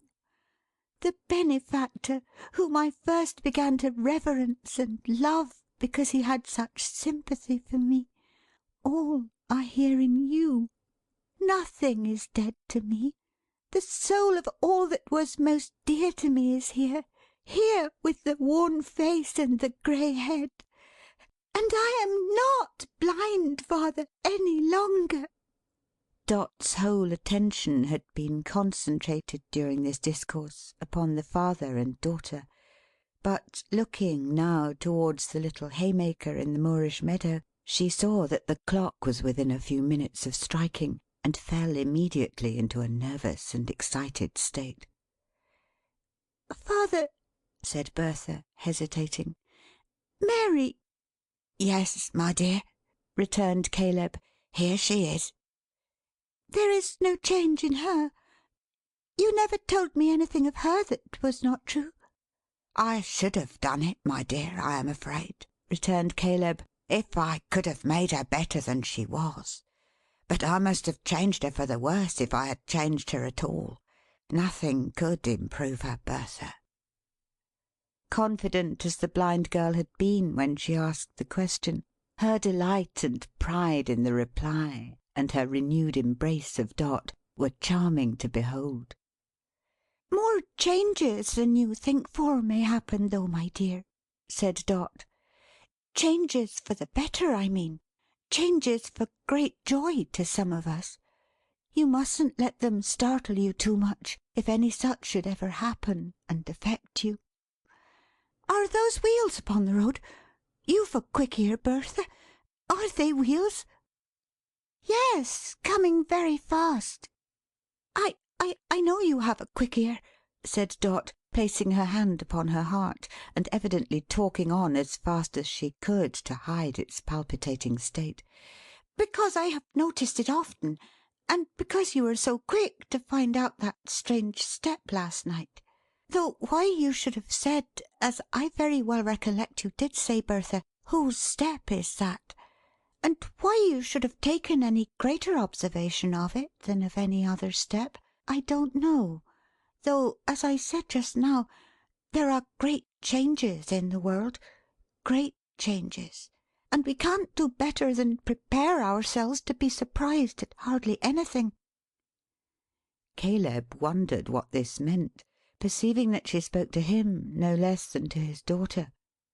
He saw her with astonishment, so fluttered and distressed that she could scarcely breathe, and holding to a chair to save herself from falling. "They are wheels indeed," she panted, "coming nearer, nearer, very close, and now you hear them stopping at the garden gate, and now you hear a step outside the door. The same step, Bertha, is it not? And now—" She uttered a wild cry of uncontrollable delight, and running up to Caleb, put her hands upon his eyes as a young man rushed into the room, and flinging away his hat into the air, came sweeping down upon them. "Is it over?" cried Dot. Yes. "Happily over?" Yes. "Do you recollect the voice, dear Caleb? Did you ever hear the like of it before?" cried Dot. "If my boy in the golden South Americas was alive," said Caleb, trembling. "He is alive!" shrieked Dot, removing her hands from his eyes, and clapping them in ecstasy. "Look at him! See where he stands before you, healthy and strong! Your own dear son! Your own dear living, loving brother, Bertha!" All honour to the little creature for her transports! All honour to her tears and laughter when the three were locked in one another's arms! All honour to the heartiness with which she met the sunburnt sailor fellow, with his dark streaming hair, half way, and never turned her rosy little mouth aside, but suffered him to kiss it freely, and to press her to his bounding heart! And honour to the Cuckoo too, why not, for bursting out of the trap door in the Moorish palace like a housebreaker, and hiccuping 12 times on the assembled company, as if he had got drunk for joy. The Carrier, entering, started back, and well he might, to find himself in such good company. "Look, John!" said Caleb exultingly. "Look here! My own boy from the golden South Americas! My own son! Him that you fitted out and sent away yourself! Him that you were always such a friend to!" The Carrier advanced to seize him by the hand, but recoiling, as some feature in his face awakened a remembrance of the deaf man in the cart, said, Edward, was it you? "No! Tell him all!" cried Dot. "Tell him all, Edward, and don't spare me, for nothing shall make me spare myself in his eyes ever again." I was the man, said Edward. And could you steal disguised into the house of your old friend? Rejoined the Carrier. There was a frank boy once. How many years is it, Caleb, since we heard that he was dead, and had it proved, we thought, who never would have done that? There was a generous friend of mine once, more a father to me than a friend, said Edward, who never would have judged me or any other man unheard. You were he, so I am certain you will hear me now. The Carrier, with a troubled glance at Dot, who still kept far away from him, replied, Well, that's but fair. I will. You must know that when I left here, a boy, said Edward, I was in love, and my love was returned. She was a very young girl, who perhaps, you may tell me, didn't know her own mind. But I knew mine, and I had a passion for her. You had? Exclaimed the Carrier. You? Indeed I had, returned the other, and she returned it. I have ever since believed she did, and now I am sure she did. Heaven help me, said the Carrier. This is worse than all. Constant to her, said Edward, and returning full of hope after many hardships and perils to redeem my part of our old contract, I heard 20 miles away that she was false to me, that she had forgotten me, and had bestowed herself upon another and a richer man. I had no mind to reproach her, but I wished to see her, and to prove beyond dispute that this was true. I hoped she might have been forced into it against her own desire and recollection. It would be small comfort, but it would be some, I thought, and on I came, that I might have the truth, the real truth, observing freely for myself and judging for myself, without obstruction on the one hand, or presenting my own influence, if I had any, before her on the other. I dressed myself unlike myself, you know how, and waited on the road, you know where. You had no suspicion of me, neither had she," pointing to Dot, "until I whispered in her ear at that fireside, and she so nearly betrayed me."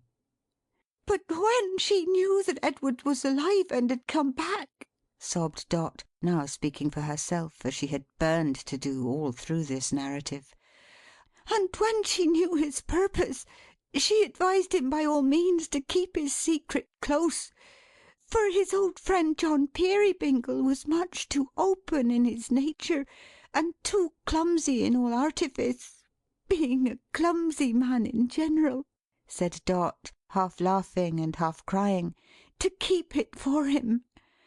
And when she, that's me, John," sobbed the little woman, "told him all, and how his sweetheart had believed him to be dead, and how she had at last been over-persuaded by her mother into a marriage which the silly dear old thing called advantageous, and when she, that's me again, John, told him that they were not yet married, though close upon it, and that it would be nothing but a sacrifice if it went on, for there was no love on her side, and when he went nearly mad with joy to hear it, then she, that's me again, said she would go between them, as she had often done before in old times, John, and would sound his sweetheart, and be sure that what she, me again, John, said and thought was right.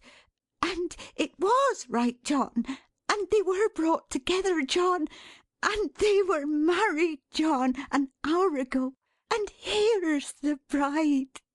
And Gruff and Tackleton may die a bachelor, and I'm a happy little woman, May. God bless you!"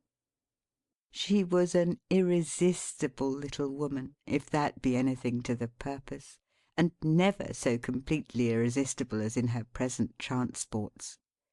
There never were congratulations so endearing and delicious as those she lavished on herself and on the bride. Amid the tumult of emotions in his breast, the honest Carrier had stood confounded. Flying now towards her, Dot stretched out her hand to stop him, and retreated as before. "No, John, no. Hear all. Don't love me any more, John, till you've heard every word I have to say. It was wrong to have a secret from you, John. I'm very sorry. I didn't think it any harm, till I came and sat down by you on the little stool last night.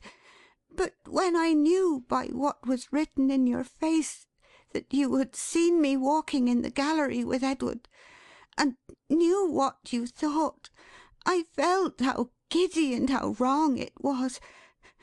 But oh dear John, how could you think so?" Little woman, how she sobbed again! John Peerybingle would have caught her in his arms, but no, she wouldn't let him. "Don't love me yet, please, John. Not for a long time yet. When I was sad about this intended marriage, dear, it was because I remembered May and Edward such young lovers, and knew that her heart was far away from Tackleton. You believe that now, don't you, John?" John was going to make another rush at this appeal, but she stopped him again. "No, keep there, please, John. When I laugh at you, as I sometimes do, John, and call you clumsy, and a dear old goose, and names of that sort, it's because I love you, John, so well, and take such pleasure in your ways, and wouldn't see you altered in the least respect to have you made a king to-morrow." "Hurrah!" said Caleb with unusual vigour. "My opinion." And when I speak of people being middle-aged and steady, John, and pretend that we are a humdrum couple going on in a jog-trot sort of way, it's only because I'm such a silly little thing, John, that I like sometimes to act a kind of play with baby and all that, and make believe. She saw that he was coming, and stopped him again, but she was very nearly too late. No, don't love me for another minute or two, if you please, John. What I want most to tell you, I have kept to the last. My dear, good, generous John, when we were talking the other night about the cricket, I had it on my lips to say that at first I did not love you quite so dearly as I do now. That when I first came home here, I was half afraid I mightn't learn to love you every bit as well as I hoped and prayed I might, being so very young, John. But, dear John, every day and hour I loved you more and more. And if I could have loved you better than I do, the noble words I heard you say this morning would have made me. But I can't. All the affection that I had, it was a great deal, John, I gave you as you well deserve, long, long ago, and I have no more left to give. Now, my dear husband, take me to your heart again. That's my home, John, and never, never think of sending me to any other. You never will derive so much delight from seeing a glorious little woman in the arms of a third party, as you would have felt if you had seen Dot run into the Carrier's embrace. It was the most complete, unmitigated, soul-fraught little piece of earnestness that ever you beheld in all your days. You may be sure the Carrier was in a state of perfect rapture, and you may be sure Dot was likewise, and you may be sure they all were, inclusive of Miss Slowboy, who cried copiously for joy, and wishing to include her young charge in the general interchange of congratulations, handed round the baby to everybody in succession, as if it was something to drink. But now the sound of wheels was heard again outside the door, and somebody exclaimed that Gruff and Tackleton was coming back. Speedily that worthy gentleman appeared, looking warm and flustered. "Why, what the devil's this, John Peerybingle?" said Tackleton. "There's some mistake. I appointed Mrs. Tackleton to meet me at the church, and I'll swear I passed her on the road on her way here. Oh, here she is. I beg your pardon, sir. I haven't the pleasure of knowing you. But if you can do me the favour to spare this young lady, she has rather a particular engagement this morning." "But I can't spare her," returned Edward. "I couldn't think of it." "What do you mean, you vagabond?" said Tackleton. "I mean that as I can make allowance for your being vexed," returned the other with a smile, "I am as deaf to harsh discourse this morning as I was to all discourse last night." The look that Tackleton bestowed upon him, and the start he gave! "I am sorry, sir," said Edward, holding out May's left hand, and especially the third finger, "that the young lady can't accompany you to church. But as she has been there once this morning, perhaps you'll excuse her."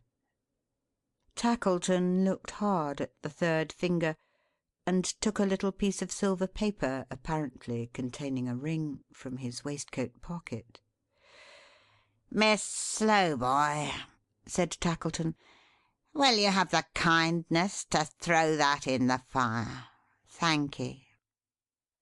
It was a previous engagement, quite an old engagement, that prevented my wife from keeping her appointment with you, I assure you," said Edward. Mr. Tackleton will do me the justice to acknowledge that I revealed it to him faithfully, and that I told him many times I never could forget it," said May, blushing. "Oh, certainly," said Tackleton. Oh, to be sure. Oh, it's all right. It's quite correct. Mrs. Edward Plummer, I infer." "That's the name," returned the bridegroom. "Ah, I shouldn't have known you, sir," said Tackleton, scrutinizing his face narrowly, and making a low bow. "I give you joy, sir." "Thank'ee." "Mrs. Peerybingle," said Tackleton, turning suddenly to where she stood with her husband, "I am sorry. You haven't done me a very great kindness, but upon my life I am sorry. You are better than I thought you. John Peerybingle, I am sorry. You understand me. That's enough. It's quite correct, ladies and gentlemen all, and perfectly satisfactory. Good morning." With these words he carried it off, and carried himself off too, merely stopping at the door to take the flowers and favours from his horse's head, and to kick that animal once in the ribs, as a means of informing him that there was a screw loose in his arrangements. Of course it became a serious duty now, to make such a day of it as should mark these events for a high feast and festival in the Peerybingle calendar for evermore. Accordingly, Dot went to work to produce such an entertainment as should reflect undying honour on the house and every one concerned; and in a very short space of time she was up to her dimpled elbows in flour, and whitening the Carrier's coat every time he came near her, by stopping him to give him a kiss. That good fellow washed the greens, and peeled the turnips, and broke the plates, and upset iron pots full of cold water on the fire, and made himself useful in all sorts of ways; while a couple of professional assistants, hastily called in from somewhere in the neighbourhood, as on a point of life or death, ran against each other in all the doorways and round all the corners, and everybody tumbled over Tilly Slowboy and the Baby everywhere. Tilly never came out in such force before; her ubiquity was the theme of general admiration. She was a stumbling block in the passage at 25 past 2, a man trap in the kitchen at 2:30 precisely, and a pitfall in the garret at 25 to 3. The Baby's head was, as it were, a test and touchstone for every description of matter, animal, vegetable, and mineral. Nothing was in use that day that didn't come at some time or other into close acquaintance with it. Then there was a great expedition set on foot to go and find out Mrs. Fielding, and to be dismally penitent to that excellent gentlewoman, and to bring her back, by force if needful, to be happy and forgiving. And when the expedition first discovered her, she would listen to no terms at all, but said an unspeakable number of times that ever she should have lived to see the day, and couldn't be got to say anything else except "Now carry me to the grave," which seemed absurd, on account of her not being dead, or anything at all like it. After a time she lapsed into a state of dreadful calmness, and observed that when that unfortunate train of circumstances had occurred in the indigo trade, she had foreseen that she would be exposed during her whole life to every species of insult and contumely, and that she was glad to find it was the case, and begged they wouldn't trouble themselves about her, for what was she, oh dear, a nobody, but would forget that such a being lived, and would take their course in life without her. From this bitterly sarcastic mood she passed into an angry one, in which she gave vent to the remarkable expression that the worm would turn if trodden on; and after that she yielded to a soft regret, and said, if they had only given her their confidence, what might she not have had it in her power to suggest? Taking advantage of this crisis in her feelings, the expedition embraced her, and she very soon had her gloves on, and was on her way to John Peerybingle's in a state of unimpeachable gentility, with a paper parcel at her side containing a cap of state, almost as tall and quite as stiff as a mitre. Then there were Dot's father and mother to come, in another little chaise, and they were behind their time, and fears were entertained, and there was much looking out for them down the road, and Mrs. Fielding always would look in the wrong and morally impossible direction, and being apprised thereof, hoped she might take the liberty of looking where she pleased. At last they came, a chubby little couple, jogging along in a snug and comfortable little way that quite belonged to the Dot family; and Dot and her mother side by side were wonderful to see, they were so like each other. Then Dot's mother had to renew her acquaintance with May's mother, and May's mother always stood on her gentility, and Dot's mother never stood on anything but her active little feet. And old Dot, so to call Dot's father, I forgot it wasn't his right name, but never mind, took liberties, and shook hands at first sight, and seemed to think a cap but so much starch and muslin, and didn't defer himself at all to the indigo trade, but said there was no help for it now, and, in Mrs. Fielding's summing up, was a good-natured kind of man, but coarse, my dear. I wouldn't have missed Dot doing the honours in her wedding gown, my benison on her bright face, for any money; no, nor the good Carrier, so jovial and so ruddy at the bottom of the table; nor the brown fresh sailor fellow and his handsome wife; nor any one among them. To have missed the dinner would have been to miss as jolly and as stout a meal as man need eat; and to have missed the overflowing cups in which they drank the wedding day would have been the greatest miss of all. After dinner, Caleb sang the song about the sparkling bowl. As I'm a living man, hoping to keep so for a year or two, he sang it through. And, by the by, a most unlooked for incident occurred just as he finished the last verse. There was a tap at the door, and a man came staggering in, without saying with your leave, or by your leave, with something heavy on his head. Setting this down in the middle of the table, symmetrically in the centre of the nuts and apples, he said, "Mr. Tackleton's compliments, and as he hasn't got no use for the cake himself, perhaps you'll eat it." And with those words he walked off. There was some surprise among the company, as you may imagine. Mrs. Fielding, being a lady of infinite discernment, suggested that the cake was poisoned, and related a narrative of a cake which, within her knowledge, had turned a seminary for young ladies blue. But she was overruled by acclamation, and the cake was cut by May, with much ceremony and rejoicing. I don't think any one had tasted it, when there came another tap at the door, and the same man appeared again, having under his arm a vast brown paper parcel. "Mr. Tackleton's compliments, and he sent a few toys for the babby. They ain't ugly." After the delivery of which expressions, he retired again.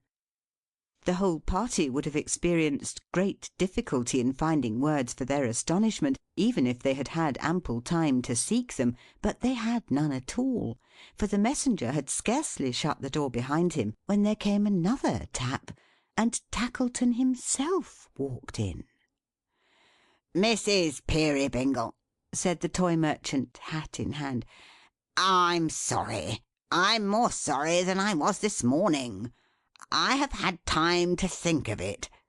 John Peerybingle, I'm sour by disposition, but I can't help being sweetened, more or less, by coming face to face with such a man as you. Caleb, this unconscious little nurse gave me a broken hint last night, of which I have found the thread. I blush to think how easily I might have bound you and your daughter to me, and what a miserable idiot I was when I took her for one.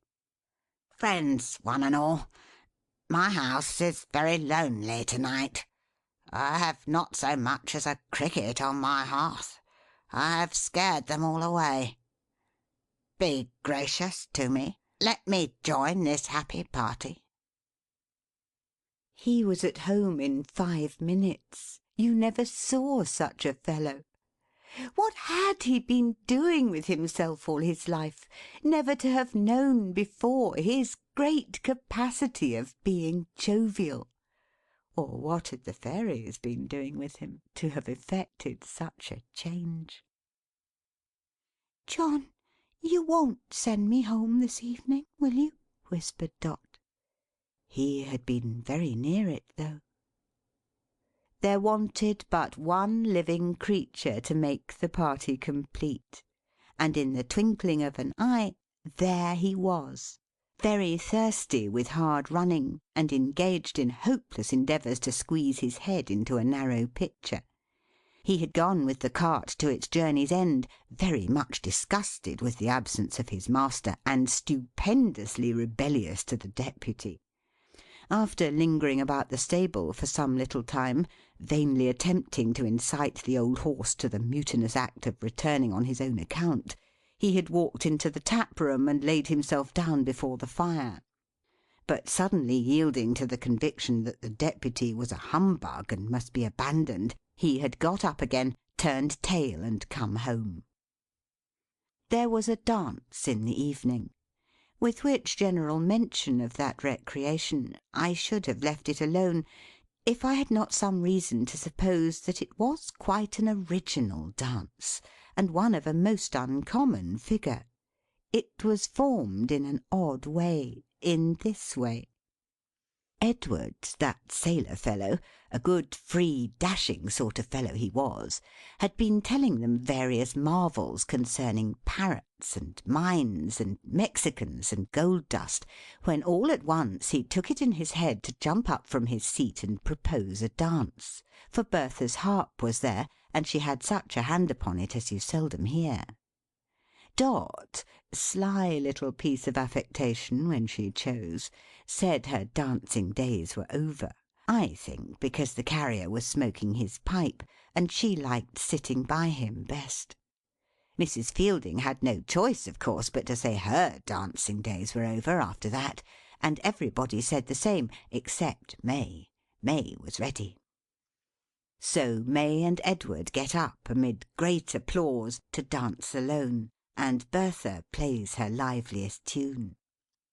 Well, if you'll believe me, they have not been dancing 5 minutes, when suddenly the Carrier flings his pipe away, takes Dot round the waist, dashes out into the room, and starts off with her, toe and heel, quite wonderfully. Tackleton no sooner sees this than he skims across to Mrs. Fielding, takes her round the waist, and follows suit. Old Dot no sooner sees this than up he is, all alive, whisks off Mrs. Dot into the middle of the dance, and is the foremost there. Caleb no sooner sees this than he clutches Tilly Slowboy by both hands, and goes off at score. Miss Slowboy, firm in the belief that diving hotly in among the other couples, and effecting any number of concussions with them, is your only principle of footing it. Hark! How the Cricket joins the music, with its chirp, chirp, chirp, and how the kettle hums. But what is this? Even as I listen to them, blithely, and turn towards Dot for one last glimpse of a little figure very pleasant to me, she and the rest have vanished into air, and I am left alone. A cricket sings upon the hearth, a broken child's toy lies upon the ground, and nothing else remains. End of The Cricket on the Hearth by Charles Dickens.